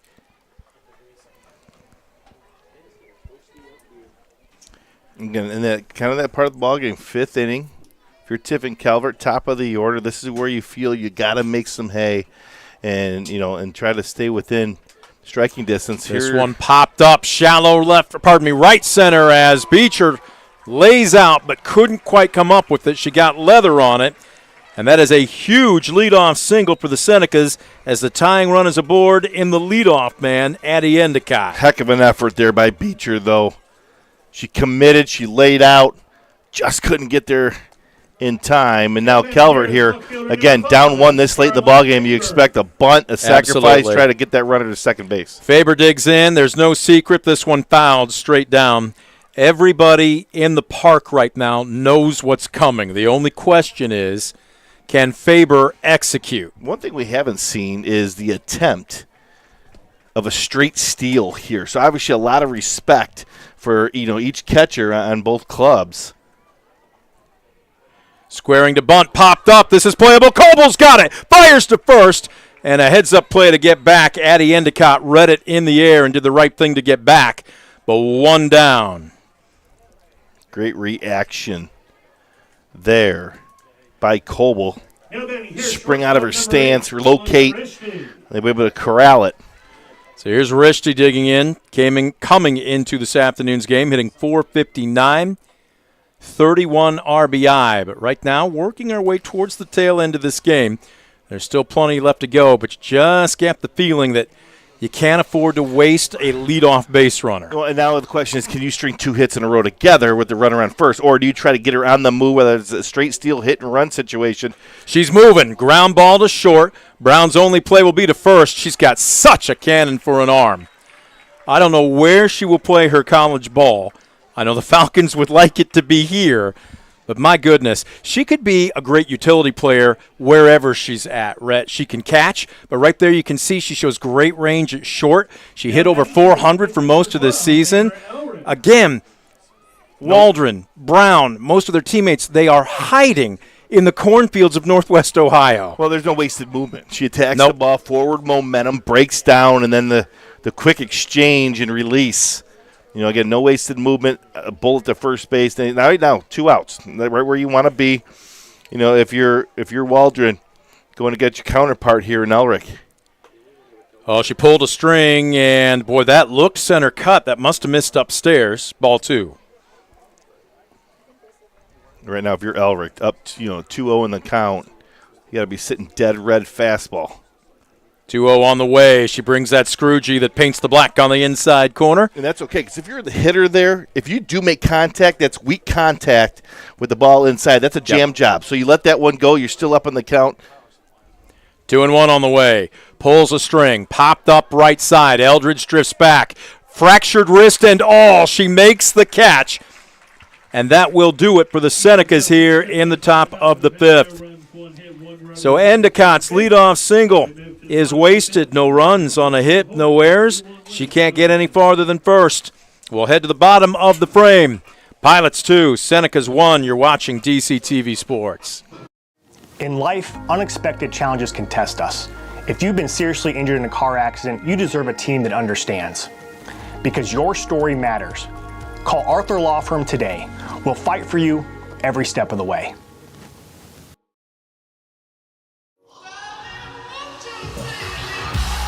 Being your best isn't just about taking care of your body. It's about taking care of your mind and mental health.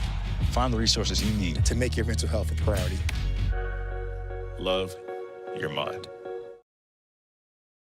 Ohio is in a foster care crisis. Kids with real needs, medical, emotional, behavioral, are waiting for homes. Cornerstone Treatment Foster Care is looking for families ready to make a difference. You've thought about it, now it's time. Contact Cornerstone Treatment Foster Care today.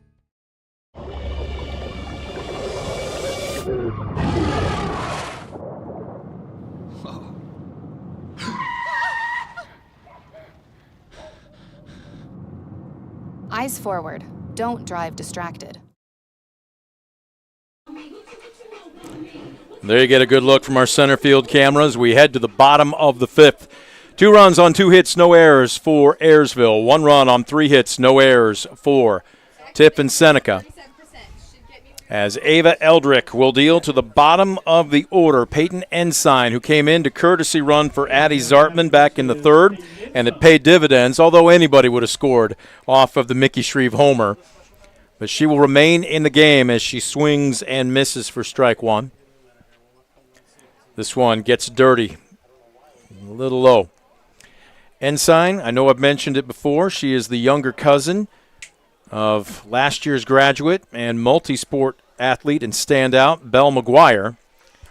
She's much more quiet and reserved than Belle McGuire. But they tell me every bit as good the athlete. Looking forward to covering her over the next 3 seasons. So she's looking at a 1-2. Off speed, she got fooled, swing and a miss, strike 3. A Premier Bank strikeout for Ava Eldrick to open up the 5th. That's tough. You're down in the count. You know you got to protect anything close, and then they pulled the string on you like that. Great job by Elric getting that ever so difficult but so important first out of the inning. 5th strikeout of the game for the freshman, as she will deal to the senior Rylan Beecher. First pitch swinging, laces this one back up the middle. A 1-out single. And bottom of the order. It's been murderer's row this season. I mean, you take, obviously Zartman did not hit for herself in that situation, but you had Zartman, Beecher, and Shreve this year. That has just been a monster bottom third of the lineup. And putting Shreve at the bottom of the lineup, 422 average.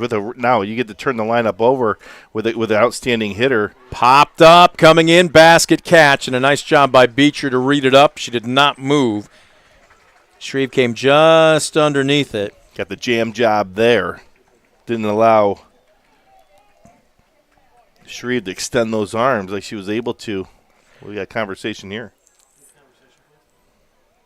Not sure what this is about.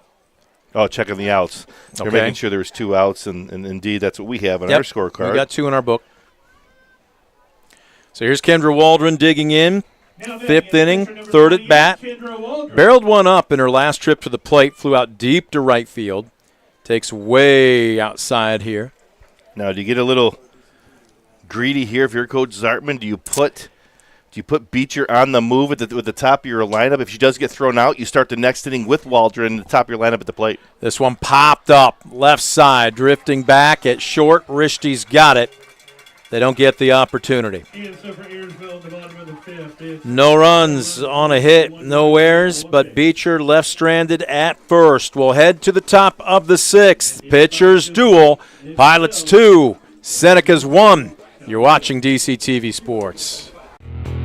Estill Chevrolet Cadillac is this area's new and used car headquarters, earning your trust one satisfied customer at a time. Estill Chevrolet Cadillac, North Clinton Street in Defiance, and online at drivebobestill.com.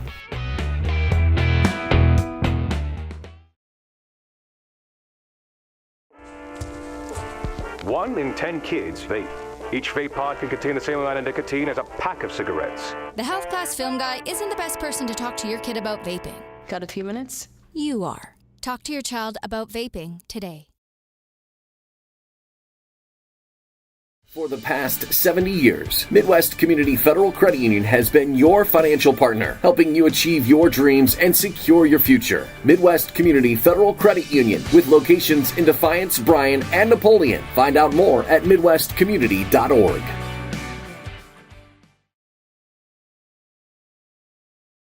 Leading off for the Seneca is in the top of the 6th. Here is Top of the 6th brings up 5, 6, and 7 for Tiffin Calvert. 2 runs on 3 hits, no errors for Ayersville. 1 run on 3 hits, no errors for the Senecas. Addison King, first pitch swinging a little bit late and fouls it down the right side. She felt she had a beat on it, but that late movement, kind of that horizontal movement to the outer edge, the ball had no choice when contact's made to go foul. The 0-1. Again, upstairs. Waldron's rise just has not been effective to her liking today. You still have to throw that pitch, though, right? You got to keep batters honest. It's the element of surprise, right? To let the hitter know, I do have this. I am willing to throw it. You got to be ready for it. Boy, she brings it. Looked like a Scroogey there. That was wicked as it broke inside. It actually scooted King off the plate a little bit, but home plate umpire Mark Danucci Jr. was right on top of it, and he says strike 2. And now ahead in the count, Waldron can throw whatever she wants. She elevates here, popped up, Brown camping underneath it, puts the leather to it. 1 away. It's a big out by one of the big hitters for Tiffin Calvert, that first out. So that'll bring up the freshman catcher, 6-hole Gracie Miller, who's 0 for 2. She's grounded back to the pitcher. She hit a screaming line drive. It was a sinker into left field back in the 4th, and Michaela Sierra made a tremendous diving catch from her knees. See, Waldron starts the hitter off with an off-speed pitch, just missed off the edge. But again, now you give the hitter the element. She's not starting everybody with a fastball. She's going to mix her pitches, mix speeds. Again, that one just jelly-legged Gracie Miller. One of those you just got to be very nice to and let it pass you by. 1-1. This one fisted, and she muscles that ball into left field for a one-out single. And for the third straight inning, the Senecas have the tying run aboard. Now we'll see what Coach Boyan decides to do, because Gracie Miller, we talked about it, when she gets on base, she wreaks havoc. 32 steals on the year. With one out, you got to expect her to be in motion. Either it's a straight steal or you put her in a hit and run situation. Here's Schoenberger digging in. Upstairs, Coble throws. That's to a spot. Nice job by Beecher to back up the play. Look, you knew it was coming. It was going to take something spectacular to get her, and they didn't. And Miller is in with the stolen base. Is that number 33 on the season for her? Yes, it is. Man.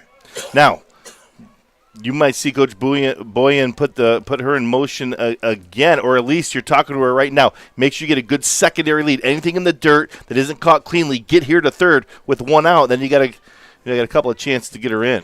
1-0. That was, again, some late arm side run. Schoenberger backed off, but it's a strike. 1-1. And here's where Kendra Waldron could become her own best friend. She needs a strikeout. And that decision-making that Coach Boyan has right now, it's all predicated on the ability of Waldron on the mound. It's like, how many chances are we going to have at getting this run across? Swing and a very late decision. Just catching a piece of it. Schoenberger fouls it straight back.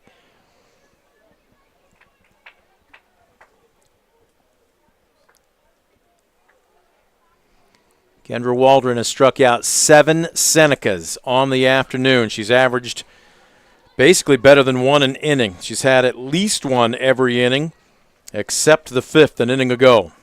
Let's put your manager's hat on right now. What are you doing with Miller at second base? This is where I wish we'd had a chance to see more of the Senecas this season, because I'm not sure how much of a contact hitter Schoenberger is. As this one in the dirt, great stop by Coble. And look at that, the freshman knows enough to run it back to the circle. Exactly, you just cut the distance. You run right at the runner, you cut the distance in half. If she commits, you can throw the ball, or she's going to fully commit and get back, and that puts you in that situation. I would say right now, Rhett, you ask me, with 2 strikes, I don't think you have anything on, because otherwise you're asking Schoenberger to do something, and she swings through that one, strike 3. She's looking skyward.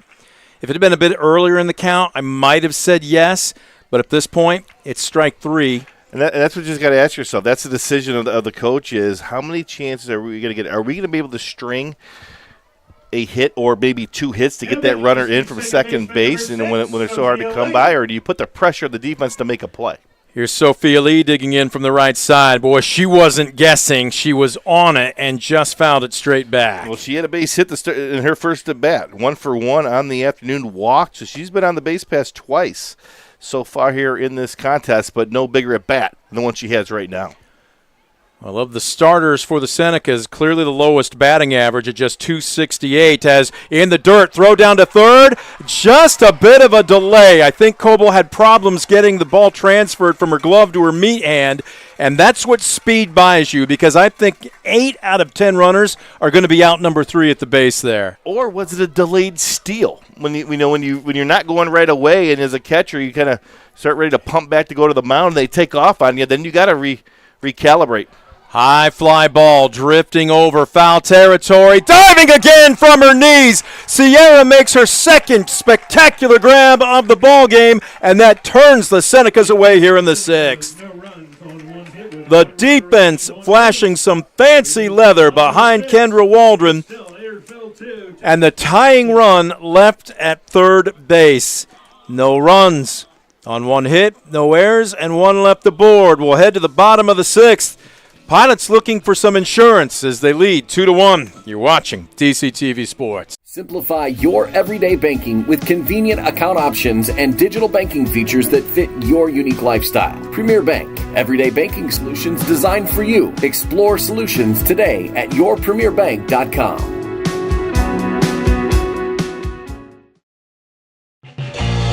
proudly serving the area with the highest quality contracting services for nearly 100 years. Baker Schindler Company of Defiance and Paulding, 419-782-5080. Online at baker-schindler.com.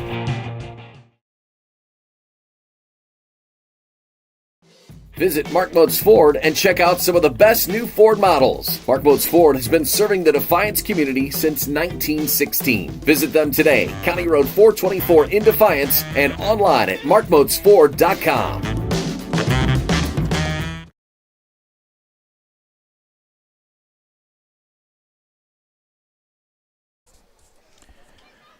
Bottom of the sixth. 2, 3, and 4 for the Pilots as they're clinging to a one-run lead over Tiffin Calvert. No balls and 2 strikes to Michaela Sierra, who made a tremendous sliding catch on her knees to end the top of this frame. She's made 2 big plays defensively for this Pilot team. Both of them have been run savers.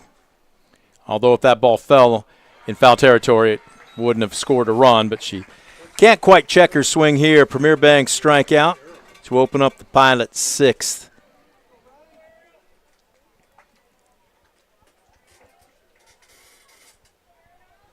Now batting here is shortstop number 46. That's the 6th strikeout of the afternoon for Ava Elrick. It's been a pitcher's duel so far this afternoon. Ariel Brown took a hefty cup there and comes up empty. Well, we don't know how this game's going to play out, but one thing we realized is the young freshman, Ava Elrick, is for real. Absolutely. And she's going to be – you're going to hear from her a lot over the next couple of years. That paints the outer third of the black. No balls and 2 strikes. Brown basically stays right in the box. The 0-2. This one misses upstairs. Now checking out the outfield, and Scarlett Faber is extremely deep in left. It's the equivalent to doubles depth. Yep. You know, right now with a 1-run lead, you don't want anything over your head. You're going to be willing to concede a blooper for a base hit, but you don't want to give up the double. So that's why you see the outfielder's position deeper than maybe normal. Endicott playing Brown to pull just a bit. Likewise, Concepcion in right field very deep, as a good hold there by Ariel Brown has run the count full. We'll see if she gets something to work. Payoff pitch. Fouled straight back. Well, if you are the Pilots, you had a golden opportunity a frame ago, actually 2 frames ago, to get some insurance, clinging to a 2-1 lead. Oh, that ball almost looked like a knuckler. Did you see the seams on that? I'm not sure what that was, or if that was just a ball that slipped out of Elrick's hand. It's fouled straight back. I think Brown read it well, though, because she had a vicious cut at it. Payoff pitch on the way again. Got her swinging. Strike 3. That ball was a little bit more on the inside, and Brown couldn't get the arms extended in time. Well, we talked about that curve. It defies gravity. It is really unique. When you see curves, most of the time they're going to drop, or at the very least stay on plane and take a lateral break. Her rise has a curve to it. It's just anti-gravity. Well, especially when you tuck it in inside, when you tuck it in under the hands of the hitter, it's not a lot they can do with it. Little wiggle on that one as it dances. Sigler fouls it straight back. Ava 0 for 1 with a sacrifice. She's also struck out swinging. Hard to believe we're in the bottom of the 6th. It's 3 outs, a score, or this one's over with for the Senecas next inning. Looking ahead to them. It's a swing and a miss there. Good morning, good afternoon, and good night. Ava Elrick strikes out the side. No runs, no hits, no errors, and nobody left the board. Now it's up to the offense. They need at least 1, or Ayersville is moving on. Top of the 7th. Pilots 2, Senecas 1. Don't you go anywhere. We'll have it for you when we come back on DCTV.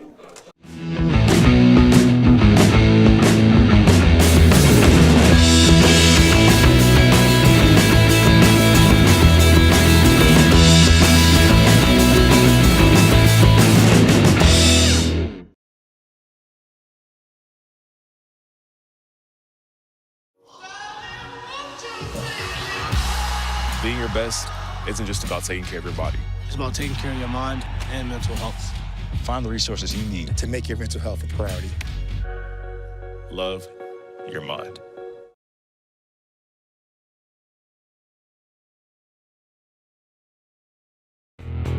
Estill Chevrolet Cadillac is this area's new and used car headquarters, earning your trust one satisfied customer at a time. Estill Chevrolet Cadillac, North Clinton Street in Defiance, and online at drivebobestill.com.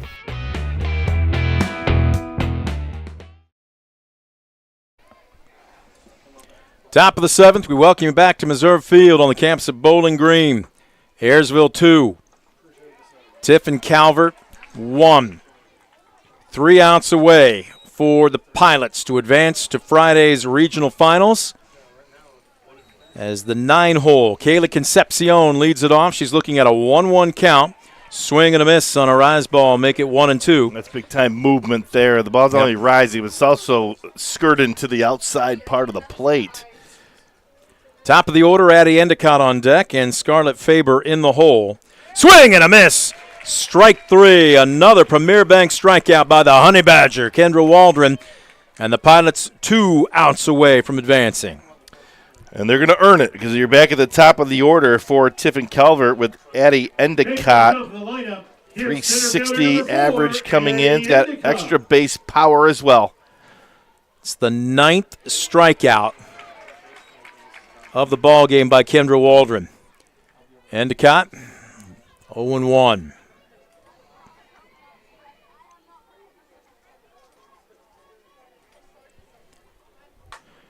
Fly ball, fairly deep to center field. Beecher's got a beat on it. Boy, she came in early, immediately realized it was hit harder than she read it, and using that great speed, tracks it down 2 away. I thought they had a chance to get up the alley there, but Beecher, you said she came in for a step, but that speed, the long strider, was able to run it down. Down to their final out, and here you see Coach Boylan having a talk with Scarlett Faber.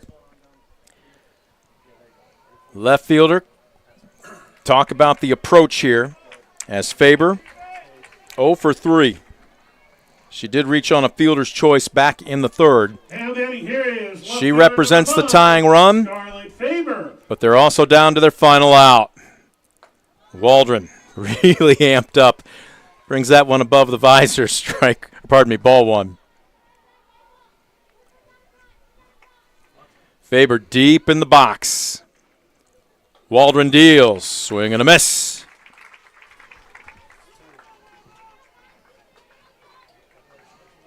And if you're Kendra Waldron, it's exactly you want to be the ball in your hands, with the game on the line here. She owns it. 1-1. She went fishing. Elevated, and that time Faber just couldn't take her eyes off of it. She couldn't hold up. Coach Boylan down in the third base box, shouting out instructions, trying to keep her player pumped up. Waldron looking to close it out. Maybe the first time this afternoon we've seen her overthrow. She really humped that one up. Yeah, she wanted to go up, elevate the fastball there, just a little bit too much on it. It's a big pitch right here. You want to go full. Well, you see Waldron smacking that ball into her mitt. Faber digs back in. Swing and a miss. She got her. Waldron slams her mask and her mitt to the turf. A Premier Bank strikeout to end the game. The 10th of the afternoon for Kendra Waldron. And head coach Bill Zartman and the Ayersville Pilots keep the Pistons fired up on their regional final train. It's pulled out of the station. Destination right back here at Bowling Green on Friday. And that's Survive and Advance. It's tournament softball, and we knew coming in this was going to be a low-scoring affair. Both pitchers were dominant coming in. They were dominant on the bump here this afternoon, but how about Mickey Shreve? The big fly. That was the difference. It's going to propel Ayersville to that regional final appearance alongside with the arm of Kendra Waldron, who did what Kendra Waldron does. She had 252 strikeouts coming into the ballgame, puts 10 more on the board here, only giving up 4 hits. Navigated out of a little bit of trouble in a couple of the innings, but when they needed her to be at her best, she certainly answered the bell, and the Pilots are moving on. 2-1, the final score in a pitcher's duel. We're going to take a quick timeout. Back with your Mark Moats Ford game recap and the Brunswick Eye and Contact Lens Center postgame show. You're watching DCTV Sports. For the past 70 years, Midwest Community Federal Credit Union has been your financial partner, helping you achieve your dreams and secure your future. Midwest Community Federal Credit Union, with locations in Defiance, Bryan, and Napoleon. Find out more at midwestcommunity.org.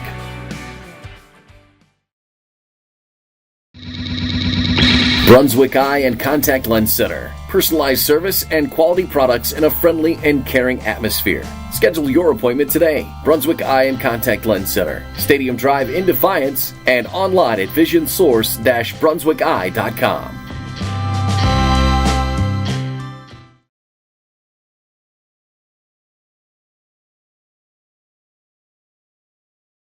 Simplify your everyday banking with convenient account options and digital banking features that fit your unique lifestyle. Premier Bank, everyday banking solutions designed for you. Explore solutions today at yourpremierbank.com.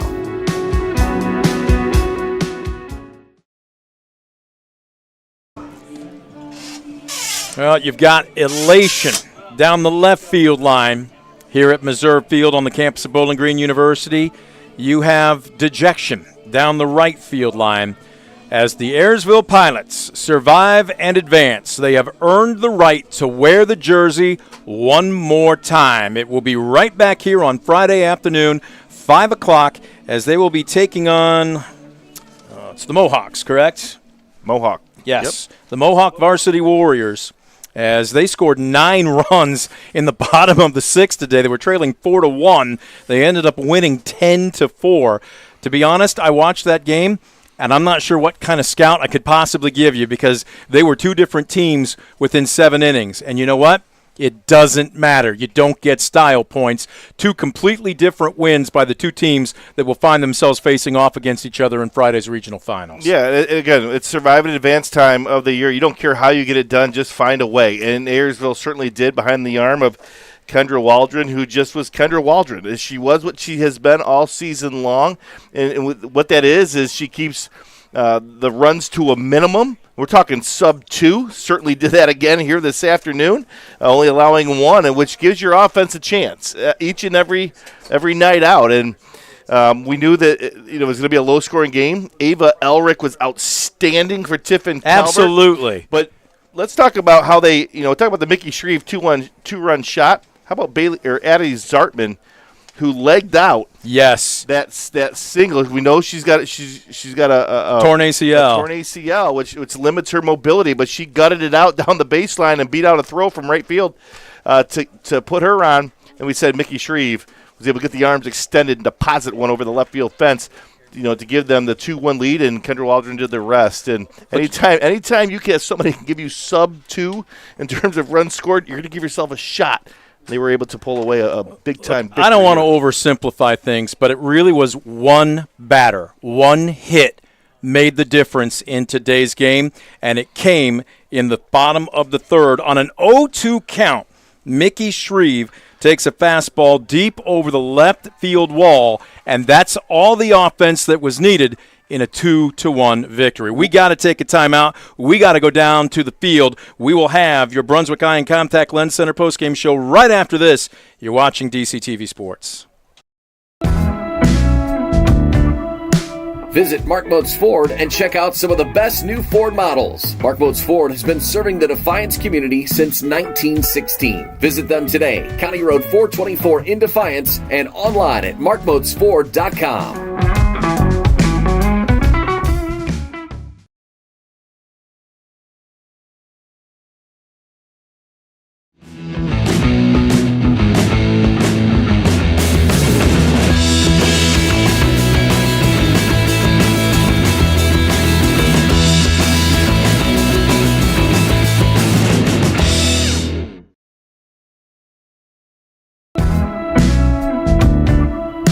Visit Mark Moats Ford and check out some of the best new Ford models. Mark Moats Ford has been serving the Defiance community since 1916. Visit them today, County Road 424 in Defiance, and online at markmoatsford.com.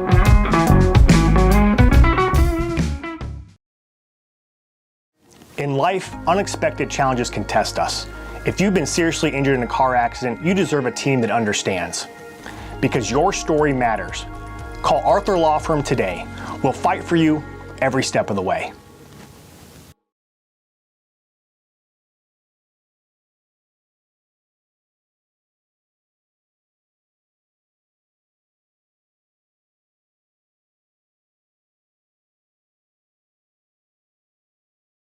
Ohio is in a foster care crisis. Kids with real needs, medical, emotional, behavioral, are waiting for homes. Cornerstone Treatment Foster Care is looking for families ready to make a difference. You've thought about it, now it's time. Contact Cornerstone Treatment Foster Care today.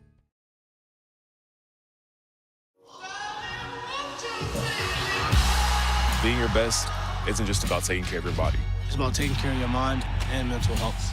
Find the resources you need to make your mental health a priority. Love your mind.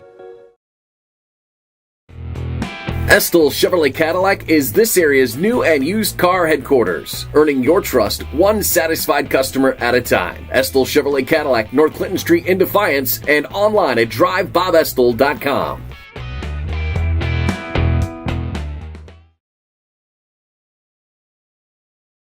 For the past 70 years, Midwest Community Federal Credit Union has been your financial partner, helping you achieve your dreams and secure your future. Midwest Community Federal Credit Union, with locations in Defiance, Bryan, and Napoleon. Find out more at midwestcommunity.org.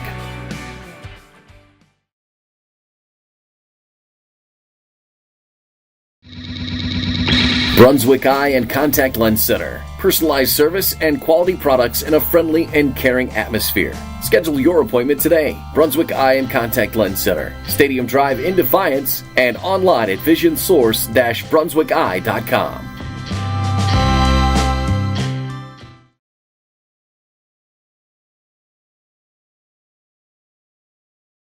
Simplify your everyday banking with convenient account options and digital banking features that fit your unique lifestyle. Premier Bank, everyday banking solutions designed for you. Explore solutions today at yourpremierbank.com.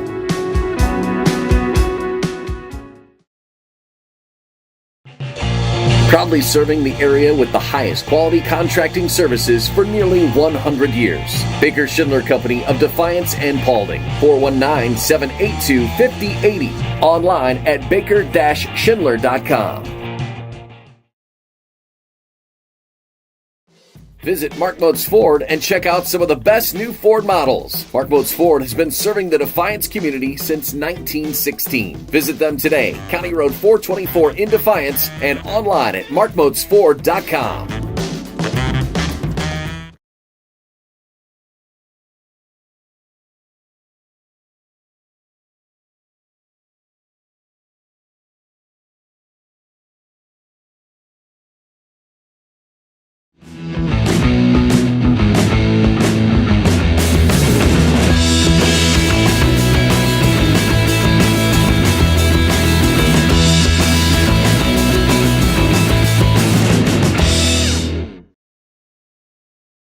Arthur Law Firm, we understand how overwhelming life can be after being seriously injured in a car accident. With over 50 years of experience, Arthur Law Firm has a track record of getting the results you deserve. When you don't know where to turn, get answers with Arthur. Call us today. Ohio is in a foster care crisis. Kids with real needs, medical, emotional, behavioral, are waiting for homes. Cornerstone Treatment Foster Care is looking for families ready to make a difference. You've thought about it, now it's time. Contact Cornerstone Treatment Foster Care today.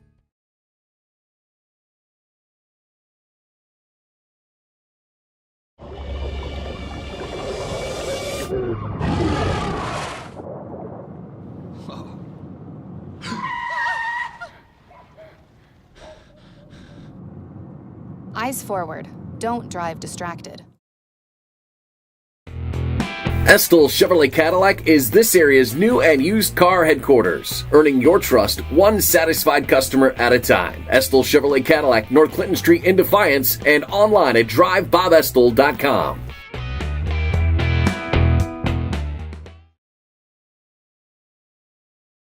For the the past 70 years, Midwest Community Federal Credit Union has been your financial partner, helping you achieve your dreams and secure your future. Midwest Community Federal Credit Union, with locations in Defiance, Bryan, and Napoleon. Find out more at midwestcommunity.org.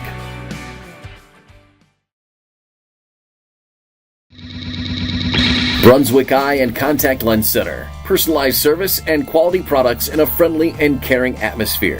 Schedule your appointment today. Brunswick Eye and Contact Lens Center. Stadium Drive in Defiance and online at visionsource-brunswickeye.com.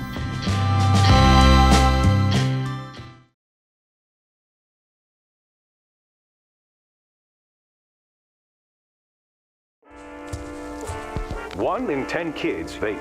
Each vape pod can contain the same amount of nicotine as a pack of cigarettes. The health class film guy isn't the best person to talk to your kid about vaping. Got a few minutes? You are. Talk to your child about vaping today.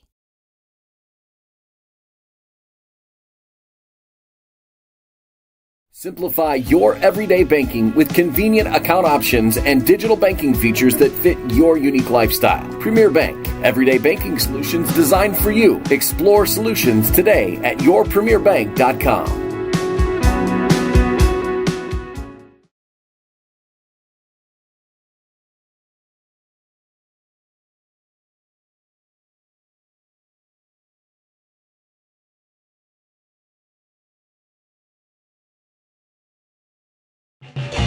Proudly serving the area with the highest quality contracting services for nearly 100 years. Baker Schindler Company of Defiance and Paulding. 419-782-5080. Online at baker-schindler.com.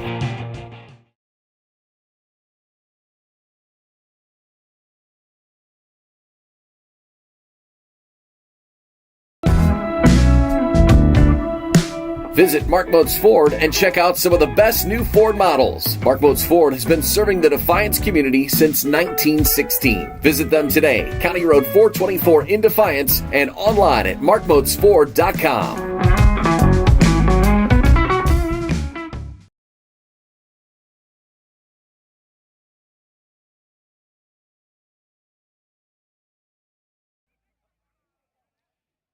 Back at Bowling Green with the Brunswick Eye and Contact Lens Center post-game show, it was a pitcher's duel. Two tremendous teams, both the top seeds in their respective districts, but the Pilots are moving on.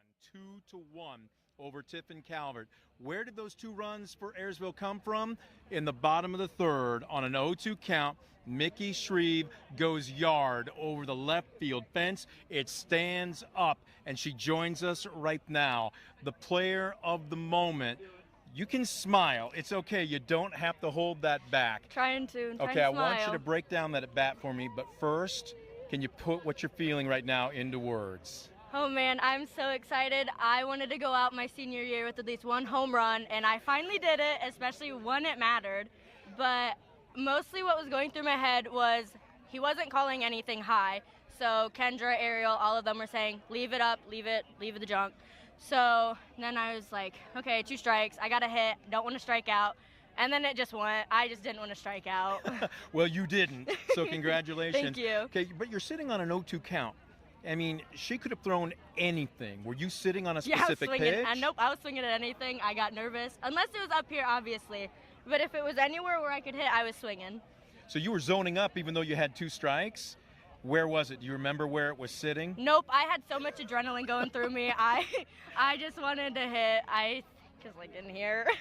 Now, this was still a tight game for the remainder of it. I mean, they had the tying run on 3 straight innings. What was the mood like in the dugout? In a tight game like that, what was Coach saying? What were you saying to each other? Okay, so our energy kind of dropped a little bit, but it's okay because we picked it back up. Kendra got back on. She was doing phenomenal. And then everyone got their energy back up, and we were just flying through the game, having so much fun. Everyone was just cracking jokes. Then we were locked in the outfield, and then we were just playing how we usually play. Again, you're playing on one corner, but Sigler on the other side made 2 diving catches that potentially saved 2 runs. Can you just talk about this outfield and the chemistry that you guys have with each other? So Michaela, Rylan, and I call ourselves Merm, and it just has a lot of fun with it.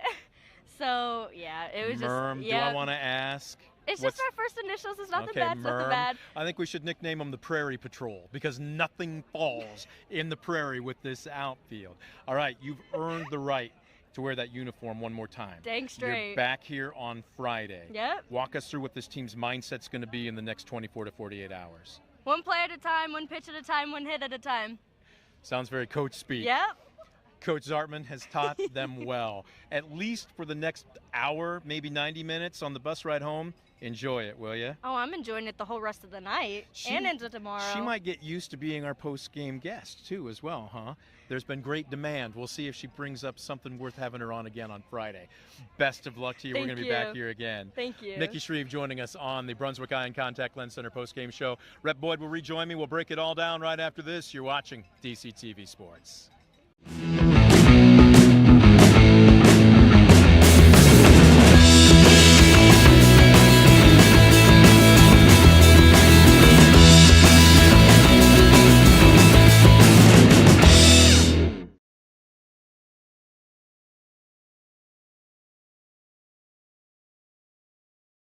In life, unexpected challenges can test us.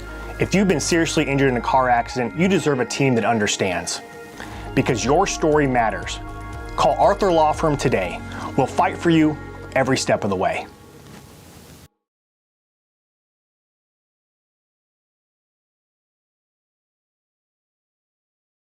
Brunswick Eye and Contact Lens Center post-game show continues. Man, with the way these clouds are rolling in, we may have just beat the rain that's coming, but they moved with tempo. They moved with pace.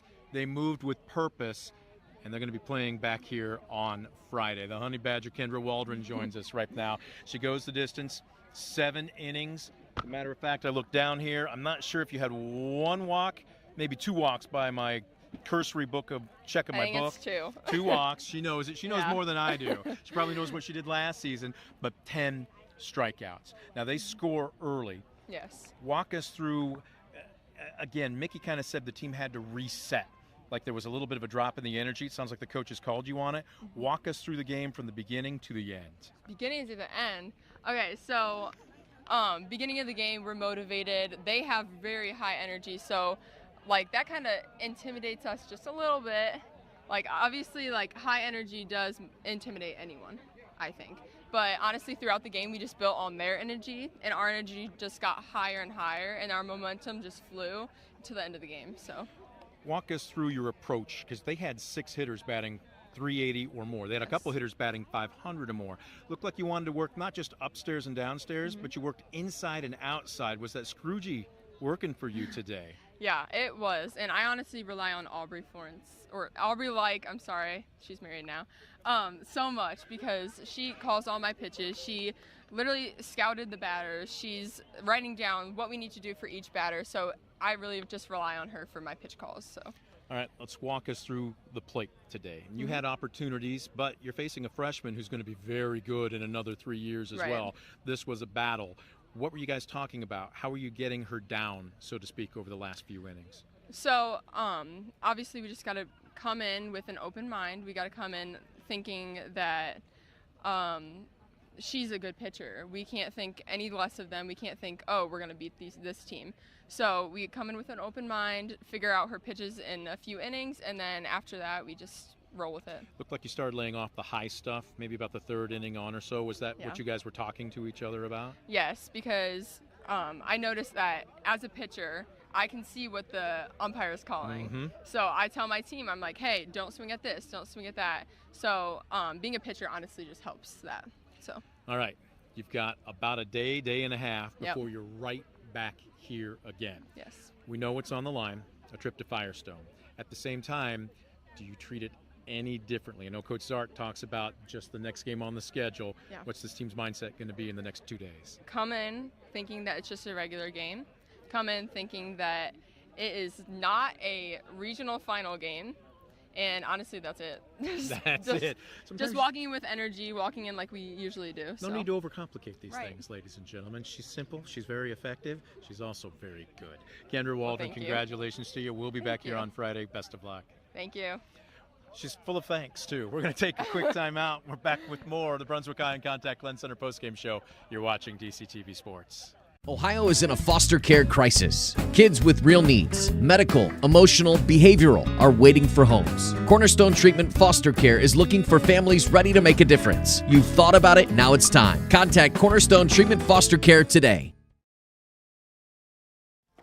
For decades, I've taught you everything I know. But only you can prevent wildfires.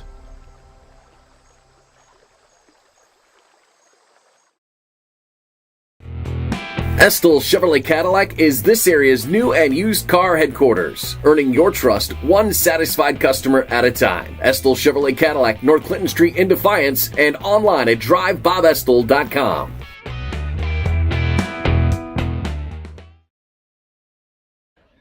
Bring him over. Coach Zarman's hanging on here. Coach, just right in the middle, and we'll just fire. We'll pepper you with questions on both sides here. 2-1, the final score. Coach Zarman joining us. I'll shake your hand. I'll give you a fist bump right now. All right. Has your blood pressure come down yet? It really hasn't been up all game. So. Oh, my God. Oh, here we go. This is what ball players do. He had to wear baseball pants at Napoleon. Now he's wearing the glove crown. It looks good on you. He's styling right now. We'll see who else is coming. I get one too? Fantastic. How do I look? Okay, then I'll take that. Coach, in all seriousness, though, you talked about it. Not too high after a win. Correct. Not too low after a loss. But I asked you in the pregame, I said, they know what's on the line. Can they treat it like another game? Your take on how they responded. Yeah, I think we played well today. We've been in some close games this year. So I think, again, our motto, one play, one pitch at a time, one game at a time, I think it came into play today. So, yeah, I think they're ready for the moment, so for sure. And when you come into a ballgame like this, you know that the runs are going to be tough to come by. Yeah. Does it change your approach where you have to play a little bit more small ball at times, or do you just go with what's gotten you here? We've been doing that all year, so it really doesn't change what we're doing. I think it's more the kids understanding that the doubles they had in the regular season might be singles. The triples might be doubles, and that was kind of our conversation out there after the game, that they grinded this one out. I think some of them are still trying to do a lot of things that they've done all season, but now you're starting to get better pitching, and that singles might be all we need to get by today. So. And obviously a lot of attention goes to Kendra on the mound, and then Mickey's two-run blast for sure. Let's talk about a couple of plays in the field. Michaela Sierra, the two catches she made in left field, really they saved runs. Yes, absolutely. Yeah, I always worry about her out there because she's a floater. She doesn't sprint to a ball, so sometimes I don't think she has the ball, and then she appears. So, but she covers ground out there. She plays a great left field. She does a great job. So she also mugs with the mask on as well. You're gonna have to nickname her a little bit. Another play that Rhett and I were talking about, and that was Addie Zartman. That was a blooper into shallow right field. There was no guarantee. She looked like she was hurting as she came back to the dugout. If she doesn't leg that out, then the two-run homer doesn't happen. It's just a one homer. Can you just talk about that play? Well, yeah, that's a senior being a senior, seeing a lot of pitches over the years and fighting off a pitch that maybe didn't get the best swing on it, but she put a barrel on it and was inside out on the pitch and it blooped it in. And obviously her running, I was like yelling, "Get there!" So because I was worried. That's happened a couple times this year where they throw her out, but she legged it out, and you notice it took her a while to slow down. Yep. So, but that's who she is. That's being a senior, making a play for the team and doing what she can do where she can. So. And obviously you see it now. You see it with this, right? This team's got a lot of personality, and as you get further along in the tournament, how does their jovial personality, help them in cases like this? Well, I can go back to our discussions early in the season of, I know he asked Ariel one time what our goals were this year. We didn't set goals. No goals set, because last year we had goals of regionals, and we tightened up in the game in district semis against Montpelier. So I did a lot of evaluating as a coach. You always want to set goals for kids, but then you read the room, read the kids that you have, and you just sit back and be like, they can't be goal-oriented. They are performance-oriented. Sure. And if we put too many goals on them, they start getting pressure. And these guys, now that we've not done that this year, they're so loose and having a great time. This is what softball's about, and this is what it should be for the youth sports as well, playing the sport like this. So you're one game away Yeah. from the ultimate trip Yeah. to Firestone. At the same time, just because you deserve it doesn't mean you won't have to earn it. Correct. Break down what the next 24 to 36 hours are going to be. Well, coaches will go home and scout Mohawk. I found a couple broadcasts on them, so we'll sit down and break them down. Again, preparing ourselves as coaches, giving the kids the right information, not too much information, which we've discussed before. Tomorrow, go back to work, get back to working on our situation stuff. Obviously, that came in huge tonight. Obviously, we didn't make the play at home, but getting the out at first and possibly make a play at home, that's the big part of what we do. So go back and prepare tomorrow. Keep the girls loose, having a good time, and we'll see what happens Friday. Well, they're having a good time. I don't know whose this is, but I'm thinking about keeping it. I'm just going to put it in my back pocket and just bring it to the field on Friday. How's that sound? Why not? I wore pants the other day. You guys get gloves today, so whatever. Hey, we're just happy that we're being included. Yes. Coach, best of luck to you. We'll be back here on Friday as well. All right, appreciate it, guys. Thanks for everything you do. Coach Zartman joining us. The Peanut Gallery doubles as the players here this afternoon. We're going to take one last time out on the Brunswick Eye and Contact Lens Center postgame show. We'll wrap it up in Columbia blue and gold when we come back. You're watching DCTV Sports. For the past 70 years, Midwest Community Federal Credit Union has been your financial partner, helping you achieve your dreams and secure your future. Midwest Community Federal Credit Union, with locations in Defiance, Bryan, and Napoleon. Find out more at midwestcommunity.org. Brunswick Eye and Contact Lens Center. Personalized service and quality products in a friendly and caring atmosphere.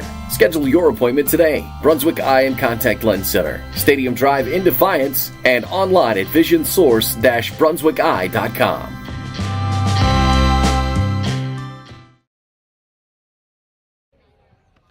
Rep Boyd, Brent Balbinot, wrapping up the Brunswick Eye and Contact Lens Center postgame show from Reserve Field on the campus of Bowling Green University. It was a pitcher's duel, literally 3 runs between both teams, but Ayersville got 2 to Tiffin Calvert's 1, and that was the difference. As the Pilots move on, they earn themselves a right to play for a trip to the state tournament in Friday's regional final. No guarantees, but Rhett, I asked the question to Coach Zartman, and again, you've been at this level, you've seen this type before. Let me ask you, the team knows what's on the line on Friday, and just because you deserve it doesn't mean you don't have to earn it. Do you give any other message than you have been all season long, or can you treat it just like any other ball game? Look, you don't have to say anything about what you're in. You're in the Elite Eight. They know it, so you don't have to state that. What you have to preach is stay with what got us here. Stay with our routine. Stay with our approach, and just take it one pitch, one at bat, one inning at a time, because that is what it takes, to advance. And so they'll go back. You heard Coach talk about they're going to break down film on Mohawk. They'll get the necessary information to the kids. You don't want paralysis by analysis, and you just want them to be themselves. And that's a jovial personality, having fun, and then As execute you've between seen, the lines. this group doesn't have a problem with that. No, but I think that's outstanding. They're not tight. They're loose, and they're playing free. They're playing for one another, and they have a chance to do something very special on Friday. We were privileged to be here to watch a tremendous ball game, and at the same time, you have to tip your cap to Tiffin Calvert. They've got, I think, 2, maybe 3 seniors in that starting lineup, but the nucleus is going to be coming back next year. And look out with Eldrick in the circle with a year's worth of varsity experience underneath her. I wouldn't want to be on their schedule next season. No, their future's bright for sure, especially with her, on the bump. And coming into this game, it's like, how do they react? Is she going to have nerves? Is that going to carry over to the team? But they showed extremely well this afternoon. She was great. You expected her to be. She was. Look, they were 1 run short in a game that could have went either way. And but at the end of the day, it was one more swing by Mickey Shreve and the Pilots to take them to the victory. That was it. 1 at bat literally spelled the difference. You don't say that very often, because you can always look back and say, we had a chance here, we had a chance there. But in this situation between 2 incredibly even matched teams, it literally was 1 hit, a 2-run homer from Mickey Shreve that made the difference, and the Pilots are moving on. Rhett, appreciate you throwing on the headsets here today. Yeah, absolutely. We're going to be back here on Friday. We'll piece it together ourselves. Not sure what our lineup will look like. We just want to make sure you join us. For our entire crew here this afternoon, our sponsors helping make the broadcast a possibility, and you, the fan, for tuning in. For Rep Boyd, I'm Brent Balbinot. Final score, Ayersville 2, Tiffin Calvert 1. You've been watching a presentation of DCTV Sports.